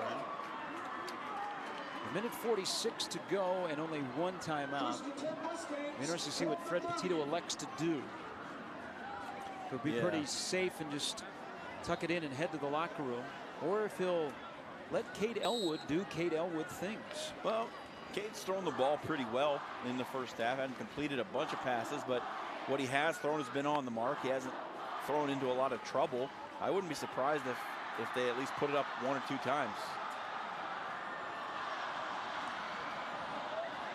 Hand off to Bednar. Maybe a pickup of 2. Bednar on the carry. Tackle by Johnson. Another tackle by A.J. Johnson. He had 91 last year. The way these interior 2 from Millard West have played tonight, Cole Anello and Matt Huser, I don't know that having Noah Mick out there at fullback would make a ton of difference. Now, there's some things you might do differently with him, but there hasn't been a hole big enough to get through all night long. Those 2D tackles have been really good.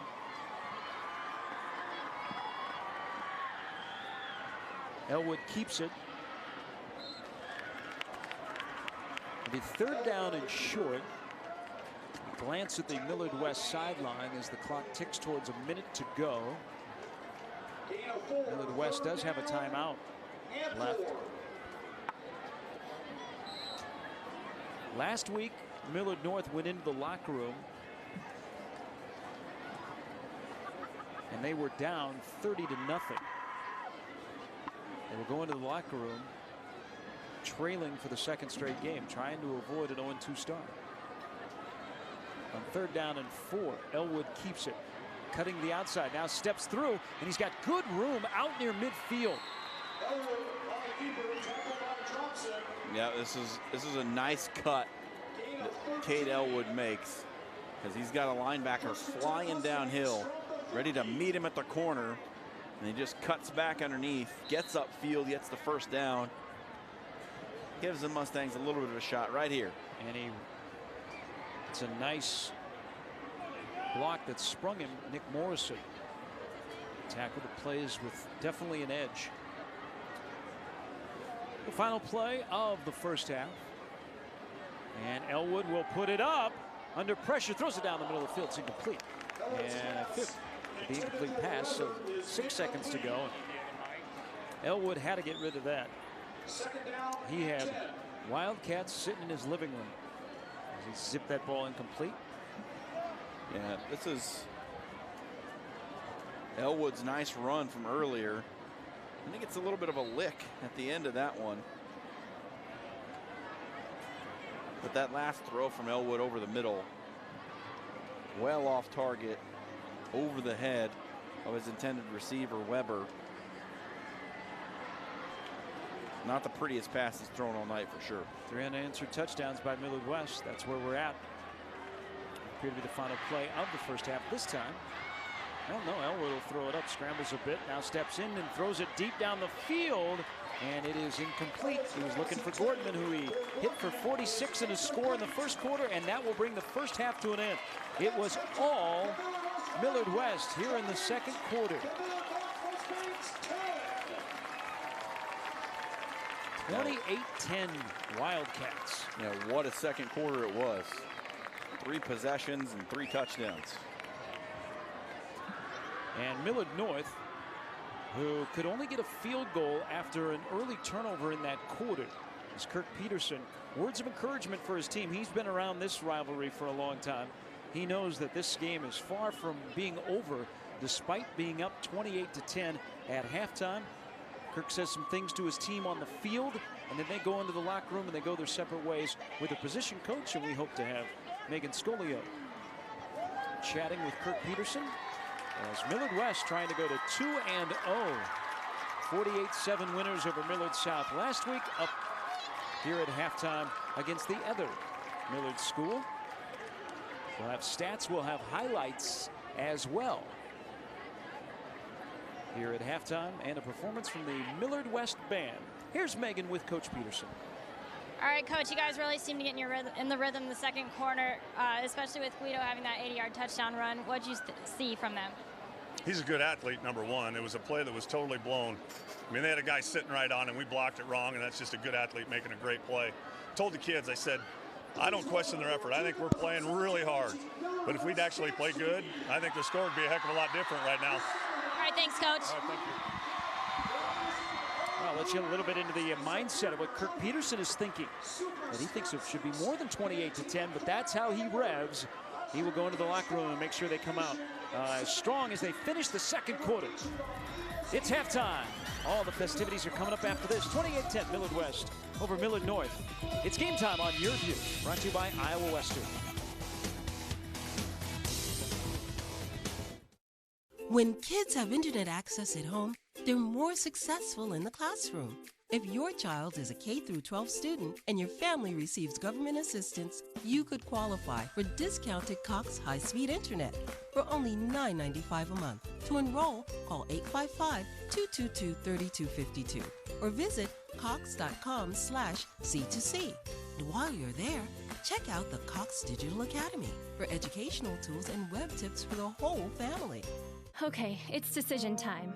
I want flexibility, more doing, hands-on experience, and working sooner.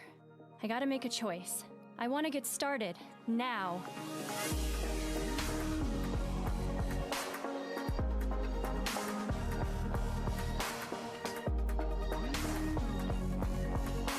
Find your path at House Auto Family. The buying experience is different, and the over 27,000 customers who bought from us last year know why. Our knowledgeable sales staff know the brands, the products, and take time to get to know you and guide you to your perfect vehicle.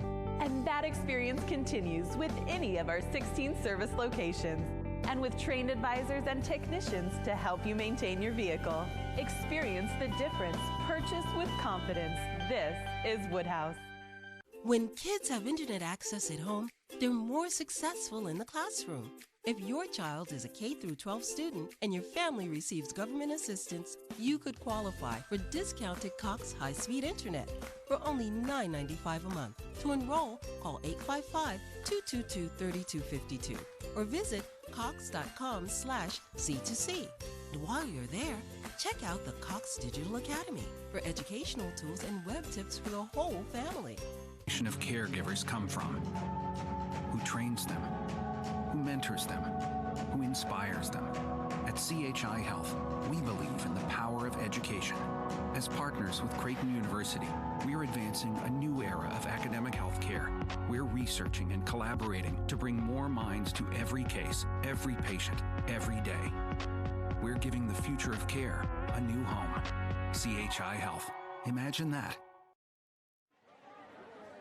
Big second quarter by Millard West, and they lead Millard North here at halftime 28-10. And how did they do it, John? Well, they did it with a lot of rushing touchdowns, and you're going to see a lot of running the ball between these two teams. It was the Cade Elwood show a little bit in that first quarter. He got loose a couple of times, put Millard North in good position, but it was his arm that put up the Mustangs' only touchdown. That throw to Gordman right there got things started, and it was Millard North with the early lead. Giavonni Guido answered back with a little show-off arm of his own, but he would get it done on the ground, sneaking it in from a yard, and right then we'd be tied at 7-7. We started to think, oh boy, this thing could go back and forth. Guido would again try to test the waters going deep. Right at the end of the first quarter, Millard North with a big interception that would set up. A few plays later, after a nice run from Cade Elwood,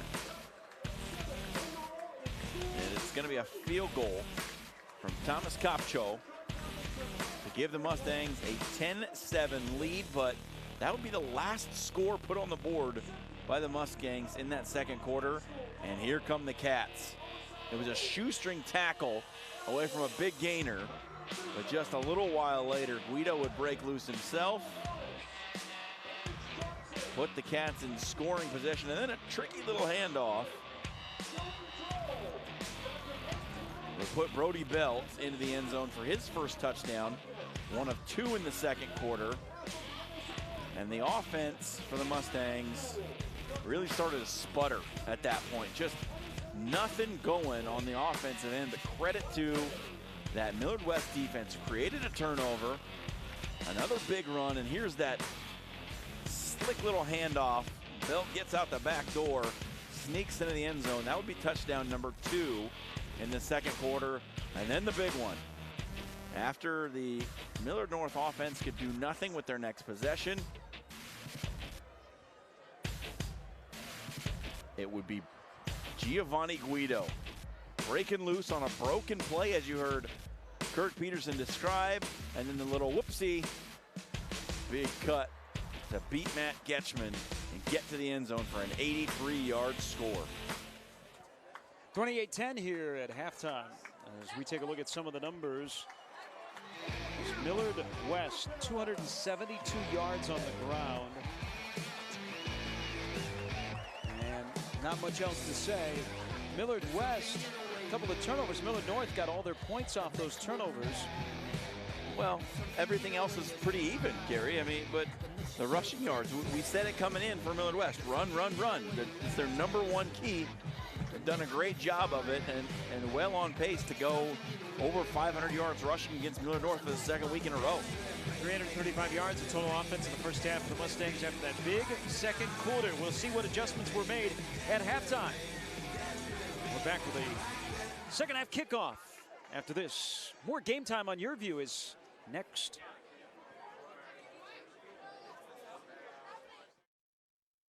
Bouncy ball. Look, it's almost alive. Advertising used to be simple. Make an ad, put it on TV, get results. Today, with all the new viewing options, it's a lot more complex. At Cox Media, we make the complex simple. With precise targeting, transparency, and automation, we connect advertisers to audiences. Anyone, anywhere, on any screen. Advertising simplified. Contact Cox Media to learn more. Okay, it's decision time. I want to experience a 4-year college in 2 years. I want to live on campus, but get to my career faster. I want to get started now.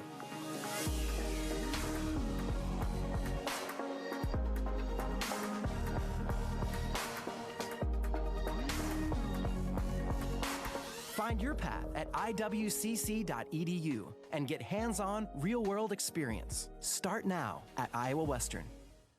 All of our registration systems and the staff systems are based in the cloud, so it's important that our internet connectivity is up all the time. To me, it was clear as soon as we met with Cox Business, they were going to listen to what we needed and design a solution for what was going to be best for us. Having Cox Business as our one provider has allowed us to more easily manage our daily processes. If anything happens or if there's anything I need changed, it's just a phone call or an email away. Another large crowd taking in Millard West and Millard North. Here on the Millard West sidelines, you had some enjoyment there at halftime. And what did Fred Petito, down 28-10, do during the break? Well, Megan Scolio caught up with Coach Petito as he shared some thoughts with her. Megan, what did we learn about what the Mustangs will do here in the second half?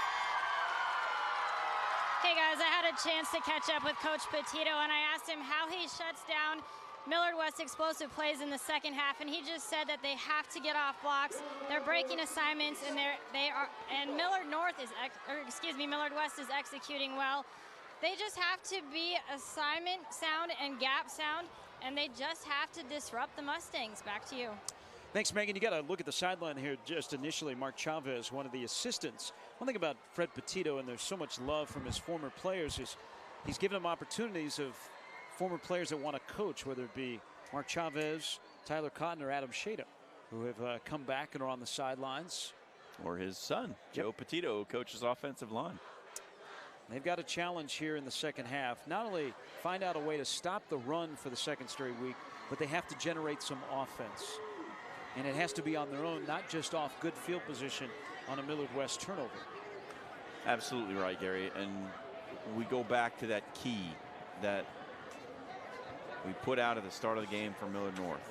Be Millard North, grind the clock, keep the ball, keep the Millard West offense off of the field. The defense, they're young, they've shown very little to no ability to stop Millard West when they don't shoot themselves in the foot. You've got to keep your offense on the field as much as possible in this second half. It's John Schreiner, I'm Gary Sharp. That is the second half kickoff. As Millard North will get an opportunity to cut into this 28-10 lead. Weimers with a return out to the 25-yard line.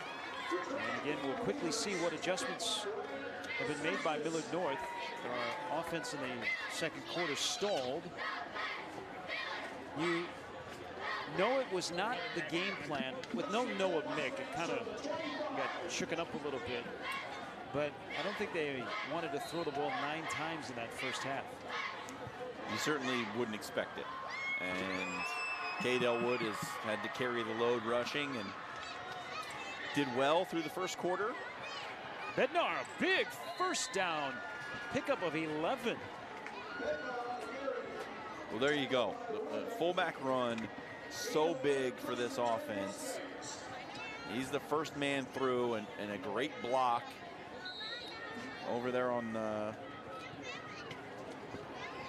right guard. I think it was Jackson Creek, who just buried the defensive tackle down inside and gave some good room for Bednar. Bednar is only a sophomore. Elwood, a senior, keeps it here, and then he's mowed down. He ran into A.J. Johnson. Boy, A.J. Johnson's been good, hasn't he? He's got a good linebacker name. Here to look at Kirk Peterson's view of his defense to begin the second half. We just haven't seen a lot of pitches to the tailback coming around the end on the option tonight. It just, for whatever reason, hasn't been there or hasn't been called that way. Great discipline by the Millard West defensive ends to stay home. Elwood puts it up, and this will be a first down. Nice pitch and catch as he connected with Cavazos. Well, that's too easy. When there's that kind of cushion, that's an easy throw and catch and an easy first down. Right at midfield, this is the first drive of the second half. Look at the cushion that these Millard West cornerbacks are giving to the wide receivers. This could be something to pick on here in the second half. Is if those corners are going to back off 10 yards, run a 5-yard hitch and just take it. Another quick hitter by Bednar. Butler, the linebacker, made the solo tackle, but not before he got 5. So this kind of looks like the Millard North offense that we saw in the first quarter, where they had success, kind of 5-6 yards, and then maybe hit a big play with crooked numbers. Second down and 4. Elwood keeps it and gets another first down. Nothing fancy, just solid Millard North football. Well, you went to the fullback early on this series, and Bednar had some success, causes the linebackers to get a little overzealous and trying to take that away. Elwood gets to the outside, makes one cut, gets a first down. John talked about that in the pregame show. Millard North has to stay within themselves even without Noah Mick. And this looks kind of what Fred Petito would like with an offense that is still learning their roles. Bednar cuts it to the outside and then slips at the 30. Genuflects and gets 2 more yards. Oh, when I saw him go down like that, I got scared for a second, because when you see the end of this play, look at the angle his leg bends at. Oh my goodness, that hurts me. We apologize to everybody watching the pain that you have in your ankle right now. Bednar's okay. Millard North has put together an impressive drive, pickup of 8 on that run. Down 28-10. 3 unanswered touchdowns by the Wildcats. Inside handoff into the heart of that black-shirted Wildcat defense. And Bednar gets a yard or maybe a yard and a half, and it's going to set up 3rd down and short. But this is the kind of drive that I was talking about, Gary. It's, you know, just a punishing, pounding slog forward that wears down this defense and keeps the offense on the field. The toss, First down and more. And a nice pickup and a play call, and you were just asking for that. As Spencer Weber gets a third down carry for a first down inside of the red zone. You knew it was coming at some point. They don't, that speed sweep where you get the runner at full speed when he catches that pitch coming around the corner, so difficult to stop if you're not in position. And right there, a big play for a first down to keep the drive alive. Keep it simple is the motto for Millard North on this opening drive. Methodically, they've marched down to the 19-yard line in a drive that they would love to have a score. Another quick out and another nice gain. Just keep taking it. If Kirk Peterson and company are going to have the corners play 10 yards off the ball, they cannot close quick enough to stop that 5-yard hitch. They just, it's not possible. Cavazos with the catch. Nice pickup of 6. So they just keep the thing moving. They churned 4.5 minutes off to begin the second half on this drive. Bednar squeezes outside and lunges inside of the 5-yard line. You know what? Andrew Bednar is looking much more confident running the football here in the second half. That first half, he maybe a little bit of hesitancy, not quite sure where he was supposed to go. We saw him maybe go the wrong way on a play or two. Here in the second half, he's come out with a purpose, and he's got his head down, running hard, picking up some big gains for this offense. Nick Morrison, Dylan Dittman blocking on that left side of the offensive line. Getzman in motion on the toss, cuts it back to the 2-yard line. And here's that. You hadn't seen it all first half, and Fred Petito, he's just a wizard down there. You know, he doesn't use it, doesn't use it, doesn't use it. Perhaps there was a situation where maybe he could have used it in the first half, but now we're going to save it. We're going to let him, you know, key in on Elwood, key in on the fullback, and then out in the second half, we're going to run that speed sweep. It's looking so much more rhythm. Straight ahead by quarterback Elwood. Maybe a yard, and it's going to set up third down and inches from a touchdown. It's this very end zone in about this position a couple of years ago, Gary, in a playoff game against Bellevue West, where we saw one of the most ridiculous things I've ever seen on a football field. A trick play to go to the state final against Bellevue West. Elwood again straight ahead and to the goal line. No signal, no touchdown. And now it is fourth down. There it is. Nothing tricky about this. Just a straight ahead push, and it's a battle that the Wildcats front wins. So this essentially is the night for Millard North. They've taken the opening kickoff of the second half. They've driven all the way down to the 1-yard line. If they can get in, they might be cooking with some peanut oil. If they're stopped, oh, Mo is paying rent. Elwood, this time, touchdown.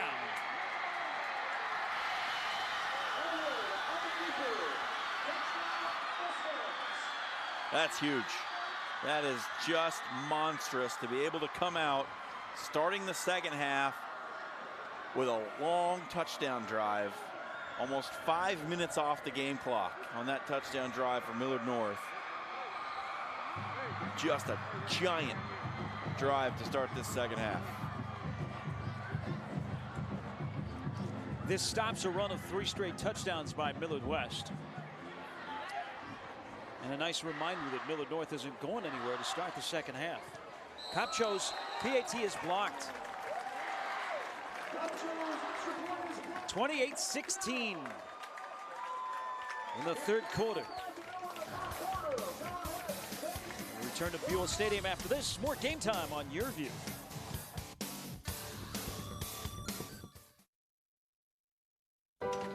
You're the decision maker, weighing every option to make the smartest choice.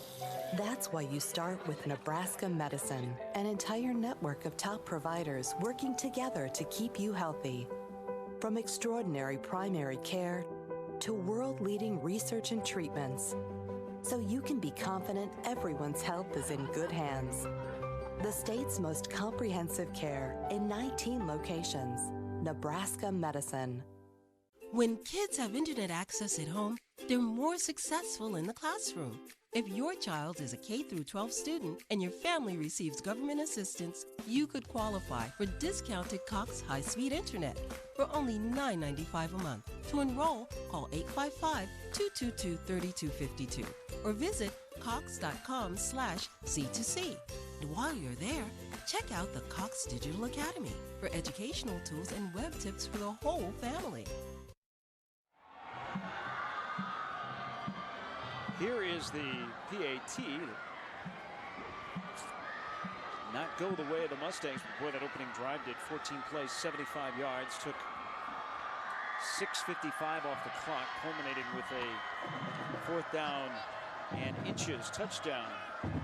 Keeper by Kate Elwood. Now they will ask this young Millard North defense that has been gouged on the ground by Millard West to put a stop together. Capcho chips the kickoff to the 10-yard line. Cutler with a good return.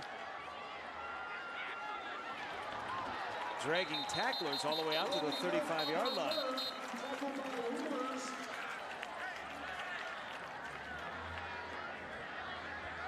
Well, now for Millard West, it's can they pick up where they left off? Giavonni Guido, big star of that first half.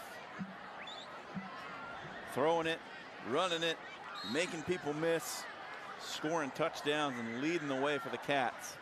He had a 95-yard touchdown run last week against Millard South, and you throw in what there was an 80-plus touchdown run. Not a bad start to his senior year. Belt, not a bad start to the 3rd quarter.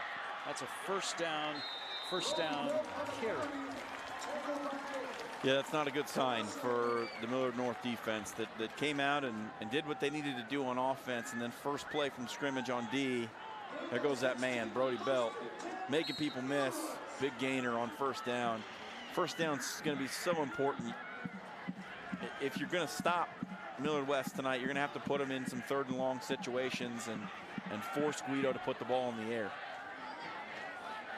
That was a pickup of 16 yards. They will put it in the air, rolling out Guido. Toss out of the backfield, incomplete. Armdurks has had a great night blocking. We've seen him push some great seal blocks on the edge to spring runners, and right there he's going to wish he had that one back. That one just, he's going to come back to the sideline and someone's going to call him stone fingers. High percentage passing game for Millard West. And nearly this year at 90% throwing the football in 2 games. 2nd down and 10. Quick inside handoff goes for 4. Jackson Wright, the fullback. And it's been working all night. You know, the little quick hitter to the fullback. Millard North just hasn't found a way to stop it. There hasn't been anybody home in the middle. The youngster, Jason Kelly's made quite a few plays tonight, but boy, at some point you wonder, how do we stop this thing? Quickly paced 3rd quarter. Millard North has already put up a score. Now they need a stop. 3rd down and 6. And offside on Millard North.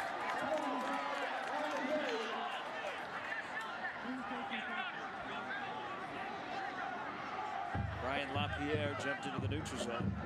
That'll cost Millard North 5 yards, and so it'll be 3rd down and a yard. Yeah, just a good hard count by Guido. Gets that big defensive lineman to jump across.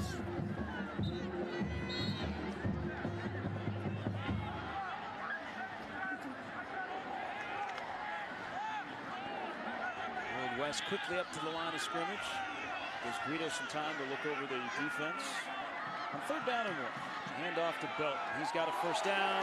He's got more. He's got another touchdown from 40 yards out. Everybody up at the line of scrimmage for Millard North. And it was one-on-one with the safety. And when it's Brody Belt one-on-one, your chances of winning are low. Through the hole, boom. One cut, sayonara. He is impressive. And usually when we show up, he plays really well. He plays really well. I said earlier, I thought that, there's not a lot of recruiting buzz. You don't hear his name come up when you're talking about, top players in the Metro, but Gary, the few times we've seen him, I don't understand why. He's not big, but boy, is he a player. A fantastic athlete, whether it be in the fall playing football or in the spring playing baseball. This week on YurView's high school football recruiting podcast, University of Michigan Director of Recruiting Matt Dudek takes us behind the scenes of the Big Ten. YurView Louisiana's Jeff Palermo previews John Curtis and Landry Walker, a game loaded with blue chip D1 talent. Host Jeremy Crabtree, who's the best in the business, in my opinion, cues us in on the impact of recruiting from this weekend's Alabama-Florida State matchup, plus the special bond between the victims of Hurricane Harvey in Houston and Hurricane Katrina in Louisiana. All that and more on this week's episode of Over the Middle Podcast. John and I have already downloaded it and listened numerous times, and you can too. And don't forget, you can take Friday nights with you wherever you might be. Just go to YurView.com for more information, or you can follow us on Twitter.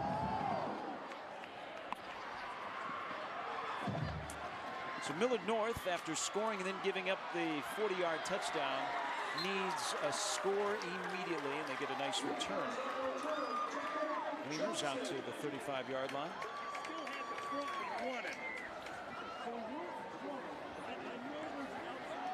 Well, how about this? Since that interception to end the first quarter,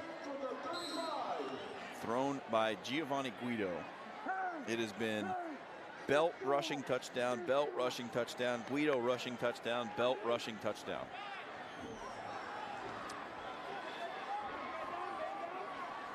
That's good for one team, not good for the other. Yes, sir.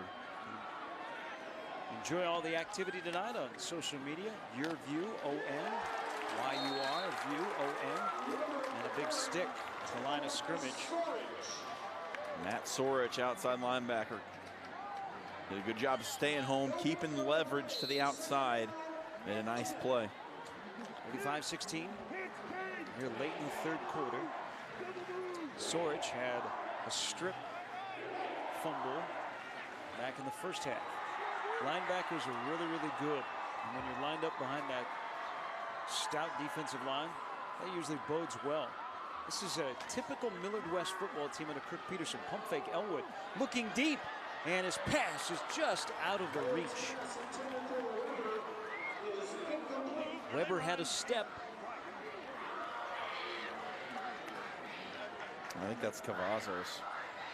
The PA announcer had it misread. That's 8 Cavazos. He just overestimated his speed by a step or two.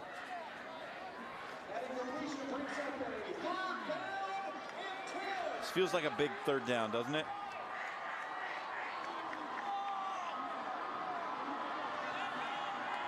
Millard North came out of the locker room and scored on a long drive, but then they give it a long touchdown run.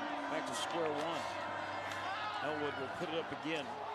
Fires it down the middle of the field, and it is incomplete. It's almost intercepted. He was looking for Gordman again, who he hit on a 46-yard touchdown pass earlier in the game. Almost threw another interception. Yeah, he just didn't quite get it out in front of Gordman. He threw it over the top and needed to lead him back to the middle of the field where he could break away from coverage. And instead, Elwood put that thing deep down the hash and almost got an interception for his troubles. So a 3 and out for the Wildcat defense. They force a punt up 35-16, and any goodwill from the opening drive by Millard North has left. Millard West has 10 on line of scrimmage. Now they drop back. They're coming after the punter. Almost blocked it. Cutler calls a fair catch at the 26-yard line. Great poise by Cutler. He had a Mustang right up in his face. But before that, pressure coming off the edge. Whoa, that's close. So Millard West up 35-16. At the football. All Game Time high school football games streamed live each week at YurView.com. Also check back throughout the week for game highlights and additional coverage, including the new weekly high school football recruiting podcast, Over the Middle, with host Jeremy Crabtree. Bookmark it, YurView.com. Guido keeps it, and he's off to the races again. Blocking downfield, a flag on the field, and Guido hop, skip, and a jump out of the 48-yard line. But let's wait before we add up the 26-yard run by the senior signal caller. My guess is going to be blocking the back. When Guido made a cut, I think one of those Mustang players showed his back to a blocker, but it's a hold.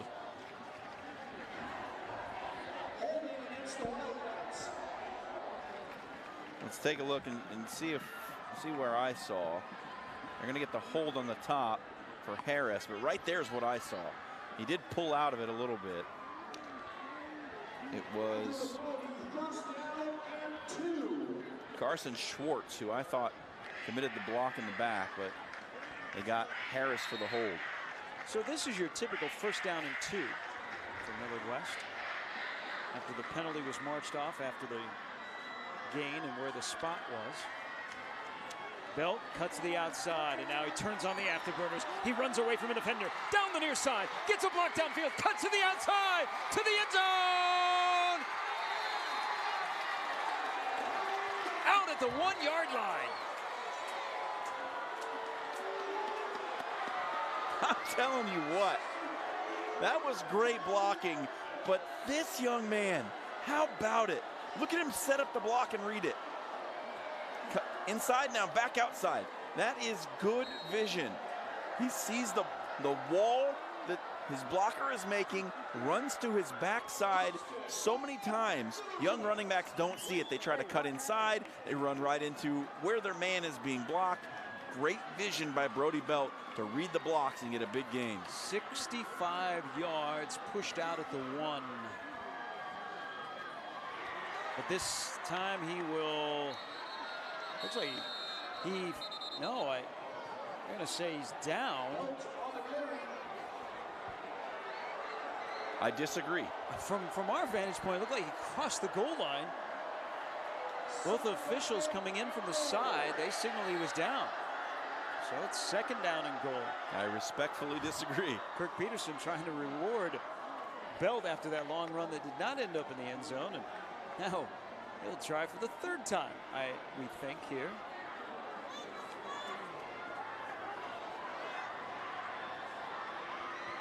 Lined up top of the aisle. Brody Belt having another big night. This time, is he in? Yes. No doubter. And some frustration.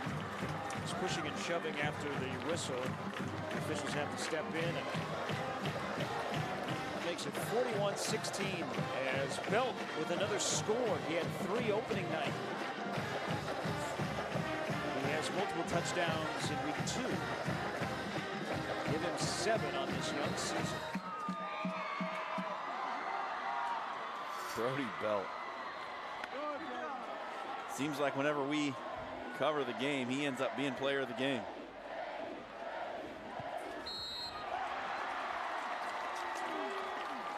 And through the pillars, it's 42-16.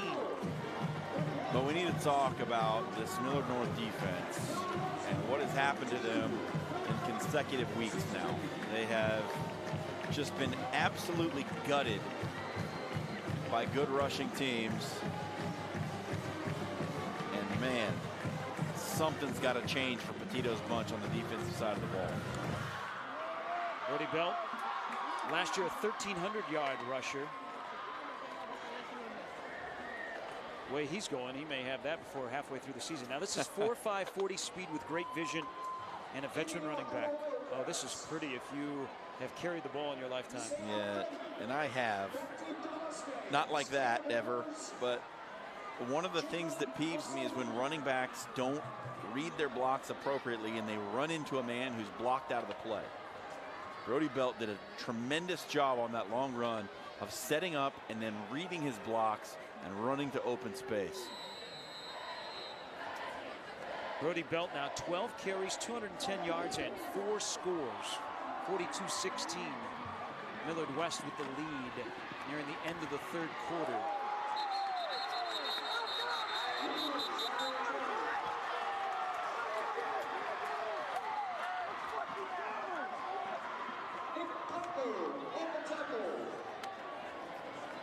Millard North. Next week they take on Papillion La Vista. And then we will see them on a Thursday night in a couple of weeks against Creighton Prep, who last check, #1 Omaha Burke was leading Creighton Prep 28-10. Elkhorn South is up 35-0 in a Class B showdown against Omaha Skutt. A lot of games that have gotten sideways in the Metro tonight. Wow. A play that's going nowhere in the backfield on the pitch to Getzman.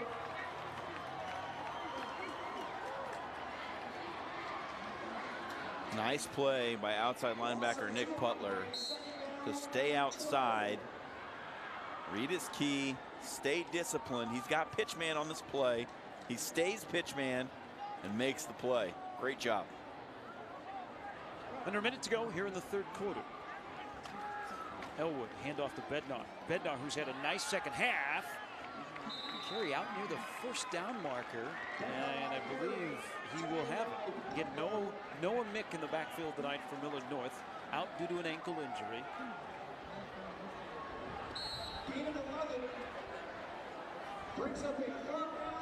Good carry for Bednar. Good strength to break one tackle at the line and run through another to get the first down. Promising young fullback here. Again, one of the many sophomores that are playing key minutes early on for Fred Petito's Millard North Mustangs. Elwood straight ahead just to get the first down. And that will be enough.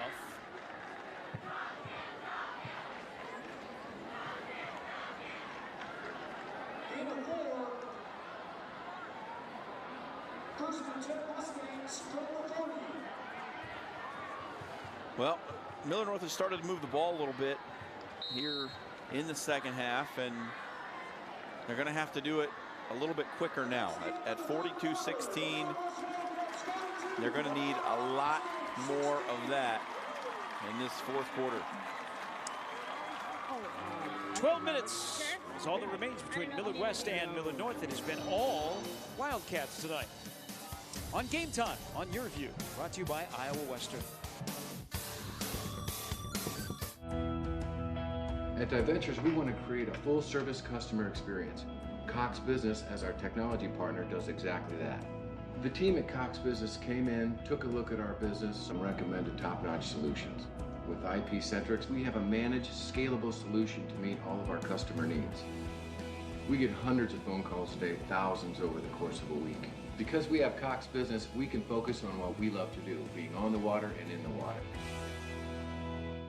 At Woodhouse Auto Family, the buying experience is different, and the over 27,000 customers who bought from us last year know why. Our knowledgeable sales staff know the brands, the products, and take time to get to know you and guide you to your perfect vehicle. And that experience continues with any of our 16 service locations, and with trained advisors and technicians to help you maintain your vehicle. Experience the difference. Purchase with confidence. This is Woodhouse. Bouncy ball. Look, it's almost alive. Advertising used to be simple.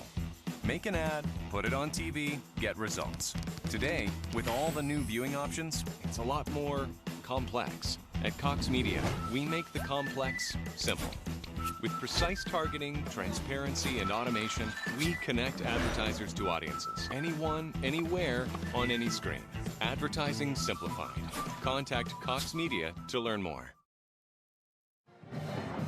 Before we start the fourth quarter at Buell Stadium with Millard West up on Millard North 42-16, it's not only been a good night on the field for Millard West football, it has been another fantastic athletic season for Millard West. With more on that, here is Megan Scolio. Megan?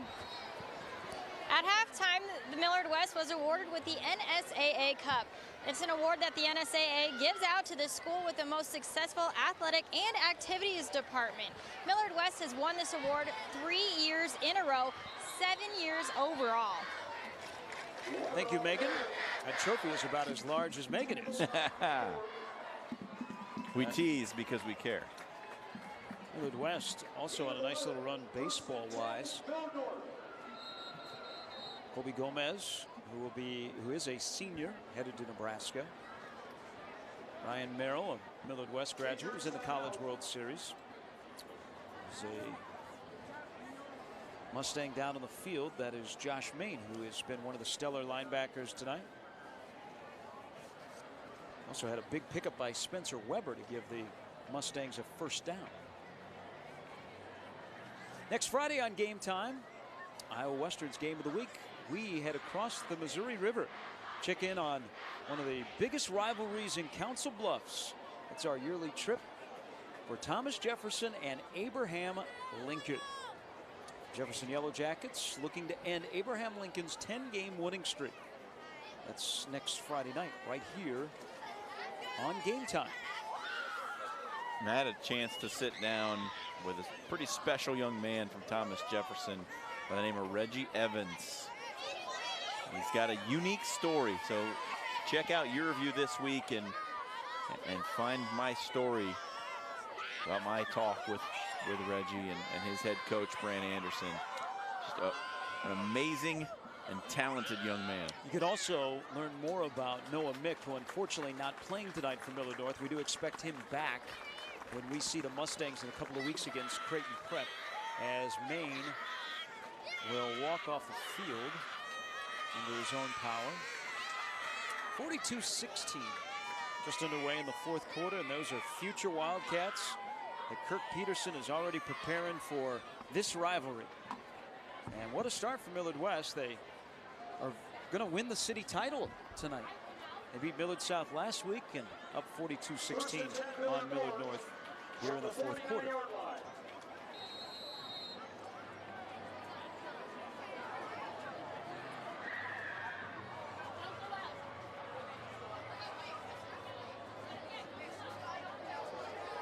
Bednar stopped in the hole. Another tackle by a linebacker. And I think for Millard North, you'd really like to have that second quarter back. 21 unanswered points for Millard West, and that's the largest difference right now. Millard North just couldn't get anything going offensively in the second quarter, and Millard West had their way. Talking earlier how this Millard North team will look drastically different in about a month. Not only their youth gaining experience. Bednar pinball down at the 45-yard line, but Brandon Eastlack is a 275-pound offensive lineman. A stellar Millard North lineman. Tore ligaments in his knee. He'll be out until at least October 1st. So he will be a nice addition from October 1st on both sides of the ball. Third down and 6. Elwood puts it up and has a first down and has more. Cavazos with a nice catch. It's been sort of the best play in the second half here, is just get the receiver out quick, throw a little quick hitter out to the sideline, and Millard West has yet to stop it.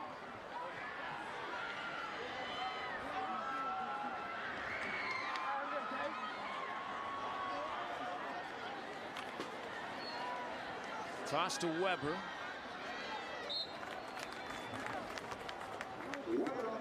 Was tackled by Sorich.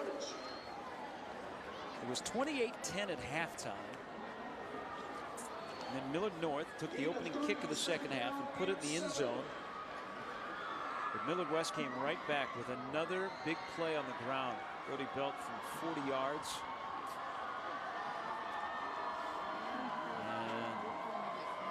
was pretty much the night for Millard North. So down in 7. Elwood keeps it. Takes a big hit. Again, this is the kind of game that guys will wake up tomorrow morning and they will know that they have played in a Millard North, Millard West game. This is a Saturday ice tub game. We've seen it. There have been some good shots out there tonight. All of them clean. We've had one helmet-to-helmet call that happened on a kick return, but it's been a cleanly played game for the most part. Just two teams playing hard, backyard brawl. You're going to play quarterback in Millard North and Millard West, and you run this offense, you got to be tough, talented and tough. Elwood is both, and he scrambles for a first down. I mean, what does it say about a guy like, you know, a few years ago, Isaac Ocker, who started 3 straight seasons and really never went down with injury, ran the ball just a ton of times, and you take shots like this every time you carry it, constantly getting hit in the knees and the thighs and taking, you know, a big shoulder to the chest now and then. And Fred Petito breeds him tough over there. Logan Andrzejewski a couple years ago from Millard West. Got him in the state championship game, 2015. Bednar held down by a trio of Wildcats, led by Matthew User. And we haven't talked a ton about them tonight, but we got to give some love to those big hosses inside on that defensive front for the Wildcats. They have, for the most part, outside of a couple of runs in that third quarter, shut down the inside run game, which has allowed those linebackers behind him to flow and slow down Cade Elwood and company, running the rest of that Millard North offense. Second down and 10. Elwood keeps it, and he'll go down. He's sacked. He was down. The ball came loose. Ekborg, who has made all kinds of stops tonight. The tackle chart going to have a couple of guys with double-figure tackles. Well, and not only that, but there's going to be a lot of marks in that tackle column because a lot of different guys have come in and made tackles. All 4 linebackers have made some great plays tonight. And Ekborg from the defensive end spot has made a few himself. Stay tuned at the end of the game. We'll have our player of the game, a chat with the winning head coach. Stats, highlights, and a wrap on week number 2 of Game Time. Elwood got to the line of scrimmage and got thrown to the turf. Tyler Bandera, Matt Sorge. And it is 4th down for Millard North. And the Mustangs will go for it.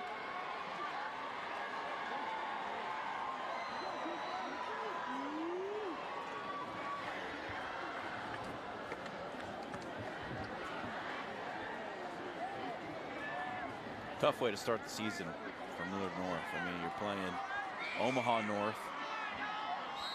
Excellent offensive line, 2 great running backs. And then you come and have to face Millard West with a great running quarterback and Brody Belt. Before Millard North goes for it on 4th down, Fred Petito will take a timeout. We will follow suit on Game Time on YurView, brought to you by Iowa Western.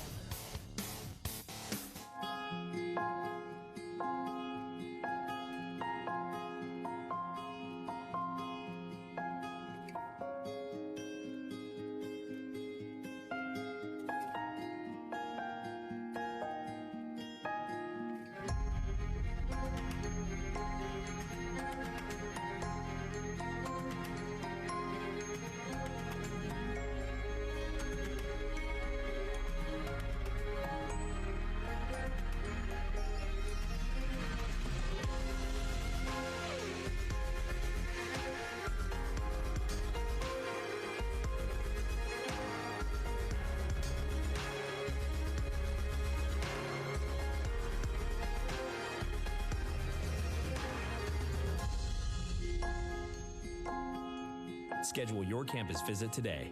Iowa Western. The world is waiting.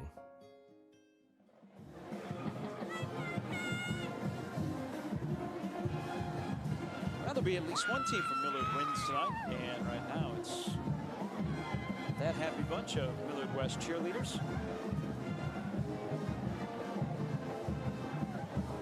Last night here, Millard South lost to Omaha Westside, 48-17. We saw Westside last week in a thriller against Creighton Prep.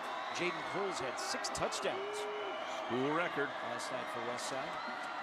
4th down and 10, and Elwood is crunched in the backfield.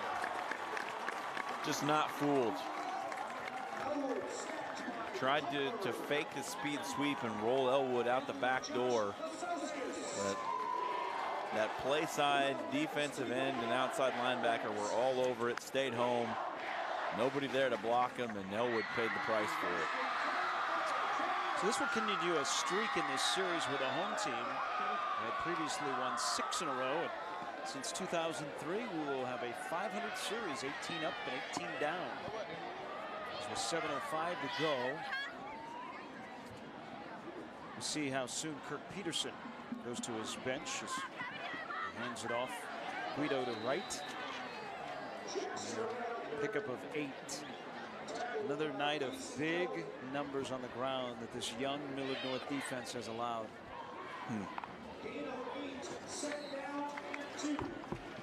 They gave up 423 yards of offense in the first half last week against Omaha North. They gave up over 300 here in the first half tonight. It's so strange to see in 2 games, Millard North has had 3 200-yard rushers against them. When you think about recent history of guys like Nick DeLuca and Adrell Taylor, Adrian Kellogg, who were just stalwarts up there on the defensive side. And Guido, and a track meet run, touchdown. 64-yard touchdown run. And that will essentially end the night for Giavonni Guido as him and Brody Belt. The combo has run amok at Buell Stadium. Yeah, 1 missed tackle, but the bulk of it is nobody touched him. There was way too much space. He gets a fingertip placed on his backside right at the goal line, but for the most part untouched for 66 yards. Just nobody at the point of attack to make a play. Either a misread or just not getting off blocks, combination of both things. Either way, big night for Gio Guido. Big play after big play on this Millard West offense.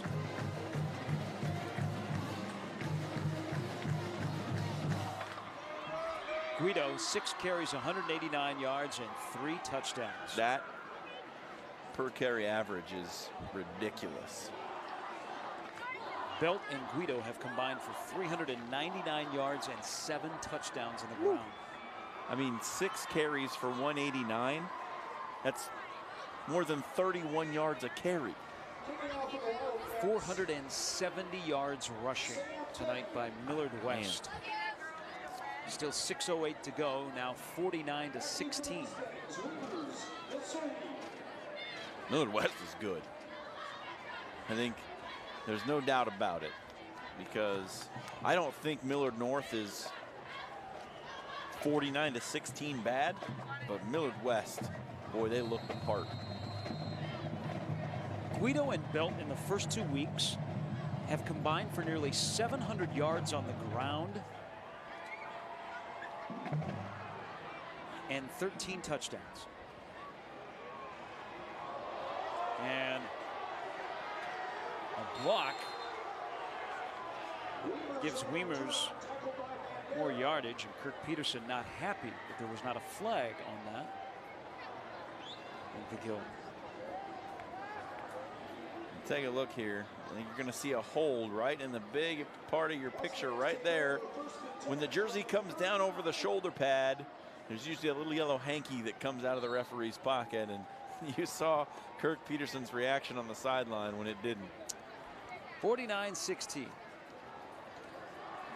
As Elwood is back out there.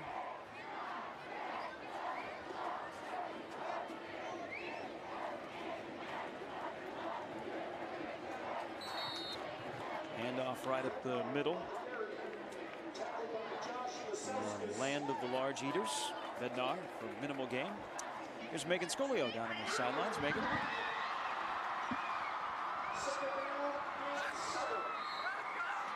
We'll check back with Megan in just a moment. She is going through her notes on what to ask Giavonni Guido or Brody Belt. Toss to Weber. Jumps through a tackle close to the first down. Here's Megan again. Guys, linebacker Josh Main was taken over to the table, and he was getting his right knee evaluated for quite some time. They were doing a lot of bending around. He did get up and try to walk on it, but he had to sit back on the table. They put some ice on it, and it looks like he's done for the game. Thanks, Megan. Main, Johnson, Sorich. All kinds of defenders have had a big night tonight. You're absolutely right, John. Millard West is number 4 in the state, and the 3 teams ahead of them are very similar, and a big tackle for loss. And another one of those linebackers, Nick Putler, who's only a junior. The tackle for loss, bringing Tyson Todd down for a long loss. Watching the Millard North offensive line on that series, I just tried to pay attention to the push that they were getting up front. And it's not bad. They're getting a decent push. The thing is, those linebackers are feeling so well that there's just no lane to run through. And that's how it's been the whole night.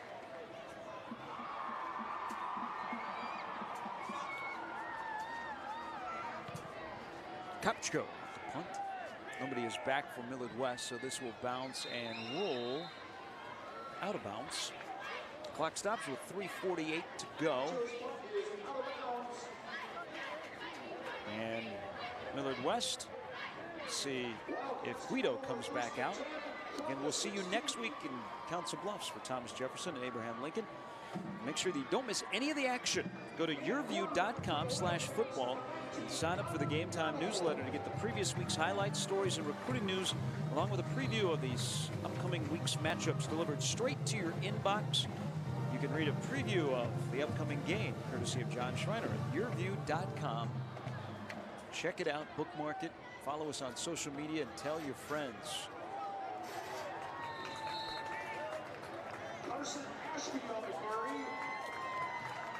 Carson Ashby with his first carry of the night as Kirk Peterson has gone to the bench. Connor McDonald, junior quarterback, is in.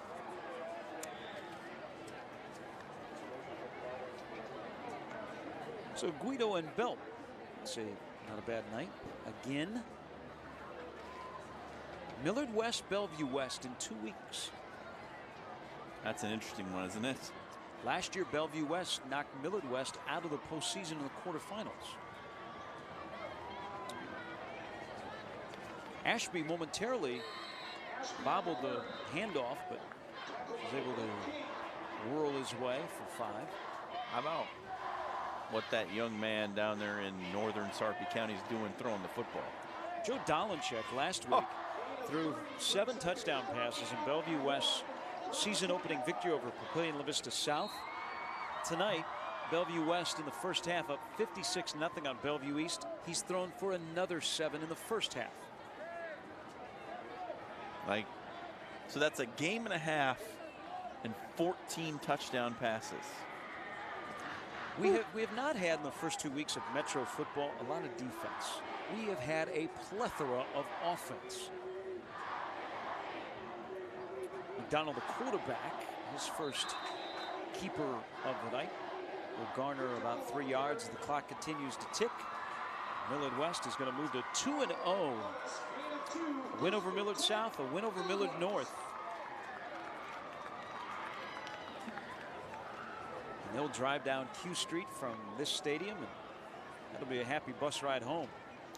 Millard West certainly looks the part, but and they look very good. And I don't want to take anything away from them, but Millard South undergoing a little bit of a rebuild. Millard North, very young on defense, missing a couple of pieces. Now, Millard North through a quarter and a half was right there and looked like they were going to make a game of it. The experience factor, I think, for Millard West just took over, and they set their mind, you know, coming into that second quarter. Just said, hey, we're going to take this thing over now. It's ours. We did exactly that with 21 unanswered points. But we're going to see a little bit down the road when Millard West faces some stiffer competition, just what this senior class led by Giavonni Guido and Brody Belt are made of. Under a minute to go.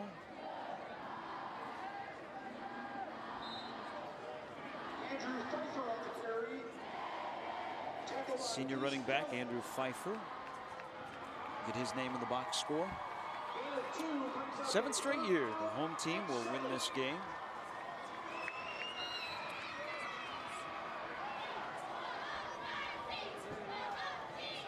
Last year it was a late score by Cade Elwood.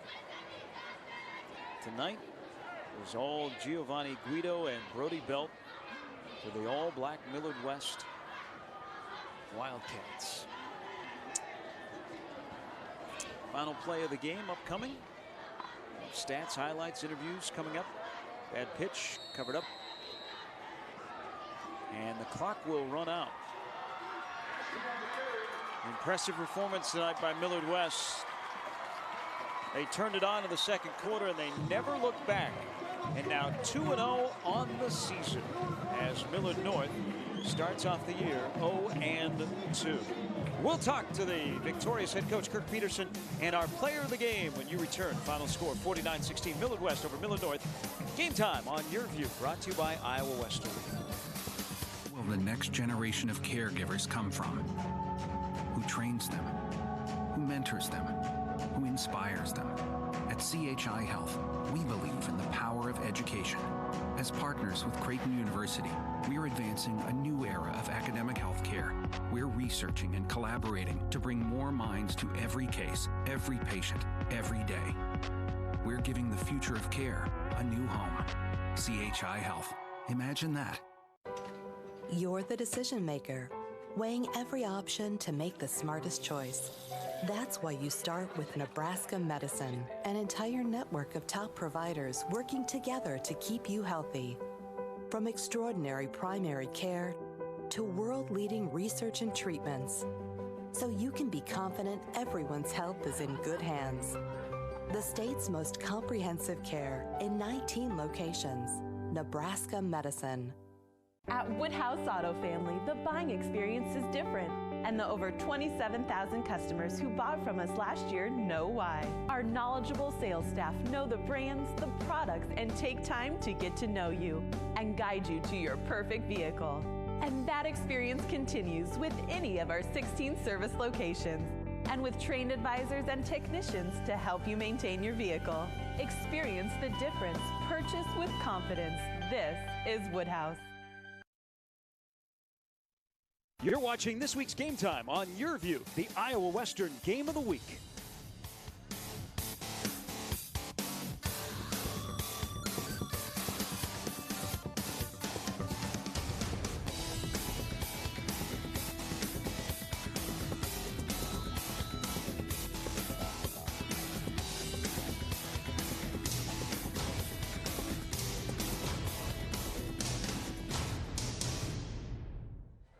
Big night for Millard West, 49-16. They're pretty happy to be standing next to Megan Scolio down on the field. Oh, Megan?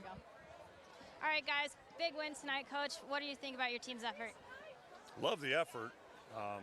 Like I said, penalties and turnovers in the first half. Second half we didn't do that. We played pretty well in the second half. So, great effort, all the way around. Defense, we came out a little flat in the first drive, but bowed up there at the end. And offensively, we just kind of executed our game plan. Kids played well. They played hard. It was a district game, school district game. We like playing against these guys. They like playing against us. And they played well. They played hard. And that's all you can ask. All right, thanks, Coach. Brody, let's get you over here. You had a big night, 12 carries, 210 yards, 4 touchdowns. How did you feel about that? It was a great game, honestly. Wasn't really expecting this game, but my offense gave me a lot of big holes to run through, and I executed them. Why weren't you expecting that tonight? Because Millard North, usually defense is very hard to play against, and we came out, executed our game plan, we just took it to them and got a good win. 3 touchdowns last week, 4 tonight. how's the start to your senior season going? It's a great start. I'm loving it. Let's hope we can keep it going. All right, thanks, Brody. Thank you. Thanks, Coach Peterson and Brody Belt and Megan. I would enjoy that as well. He goes for 210 on the ground on just 12 carries, 4 touchdowns, and he's got 7 touchdowns in the first 2 weeks of the season. 49-16 Millard West over their crosstown rival Millard North. And John, these pictures are going to tell us why Millard West was so dominating, and it was via the ground tonight. Well, yeah, it all comes on the ground. They didn't really have to throw it a whole lot, and although to start the game, it was Millard North's ground game with Cade Elwood breaking some pretty big runs early in that first quarter that kind of set the tone, and it looked like the Mustangs were going to hang right in there. Then they came out to start the second half with Elwood and their young sophomore Andrew Bednar. Some big carries. The speed sweep got going in that second half. And then a quick touchdown. Looked like the Mustangs were back in it, but Brody Belt had some other ideas. After that first touchdown by Millard North, he came on and really exploded onto the scene. Mustangs would keep fighting. They keep trying, throwing the football, but those 4 touchdowns by Brody Belt and 3 touchdowns by Giavonni Guido, all on the ground, just too much to handle. And this is where John now does a traffic report on the people exiting Buell Stadium. Yeah. 481 tonight. Do the quick math. That's over 500 yards of total offense for Millard West. There will be so many rare nights in this rivalry that we will say that. But that's what happened here tonight. Millard West running the ball for 481 yards, 211 on the other side, 49-16. And look at that time of possession. Oh, just brutal. And Fred Petito, who's still talking to his team in the far end zone, will use tonight as a learning experience. Again, in about a month from now, this Millard North football team will look drastically different. Well, you certainly hope so for Fred's sake, because it's been a tough year for this program. You mentioned the loss of his wife. They lost a member of their football team back in March that really affected them deeply. Joe Rigatuso passed away, a guy that was well loved by everybody. So you hope that for the sake of the community and the people around this team, not only the team members, but that they can get something going and get a little bit of a feel-good out of this season. I have no doubt that Fred Petito will not panic. He knows what he's doing. He's been here 34 years now. He's going to get them going. They're going to win some games, and it just remains to don't count them out yet. I'm saying just they get all their pieces back. Come October, Mustangs are still going to be tough. And we'll see them in a couple of weeks against Creighton Prep. We will see you next week in Council Bluffs for Thomas Jefferson and Abraham Lincoln. Thanks for watching this week's Game Time on YurView, the Iowa Western Game of the Week. Final score, Millard West 49, Millard North 16. For John Schreiner and the whole YurView crew, I'm Gary Sharp. Good night, everybody.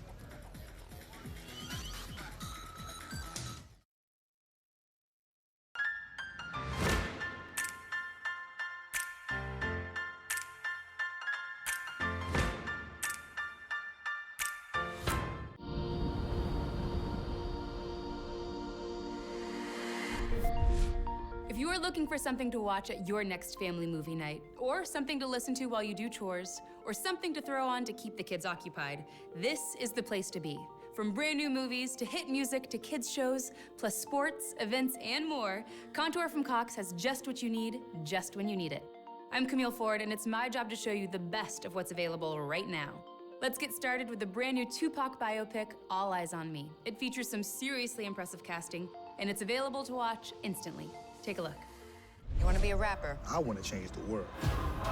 Like all black leaders, you have a bullseye on your back. You can unite the revolutionaries and the gang communities. Let's get it. It was more than just about the music. All Eyes on Me.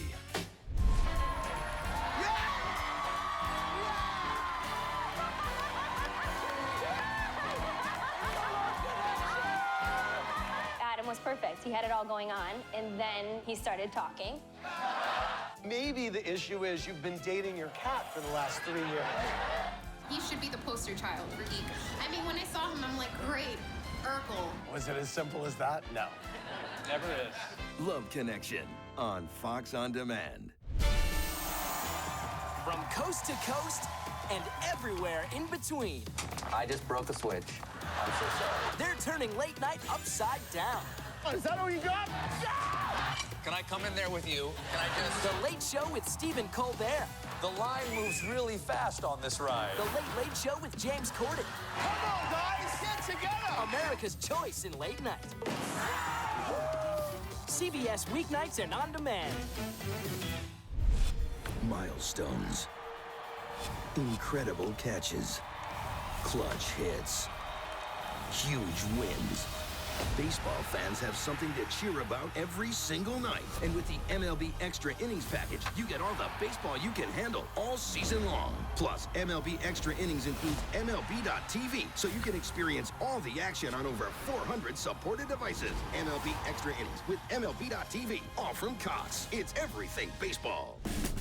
There ain't no party like a UFC party. And a UFC party is available at the push of a button. So call up your friends, get some pizzas, and order you...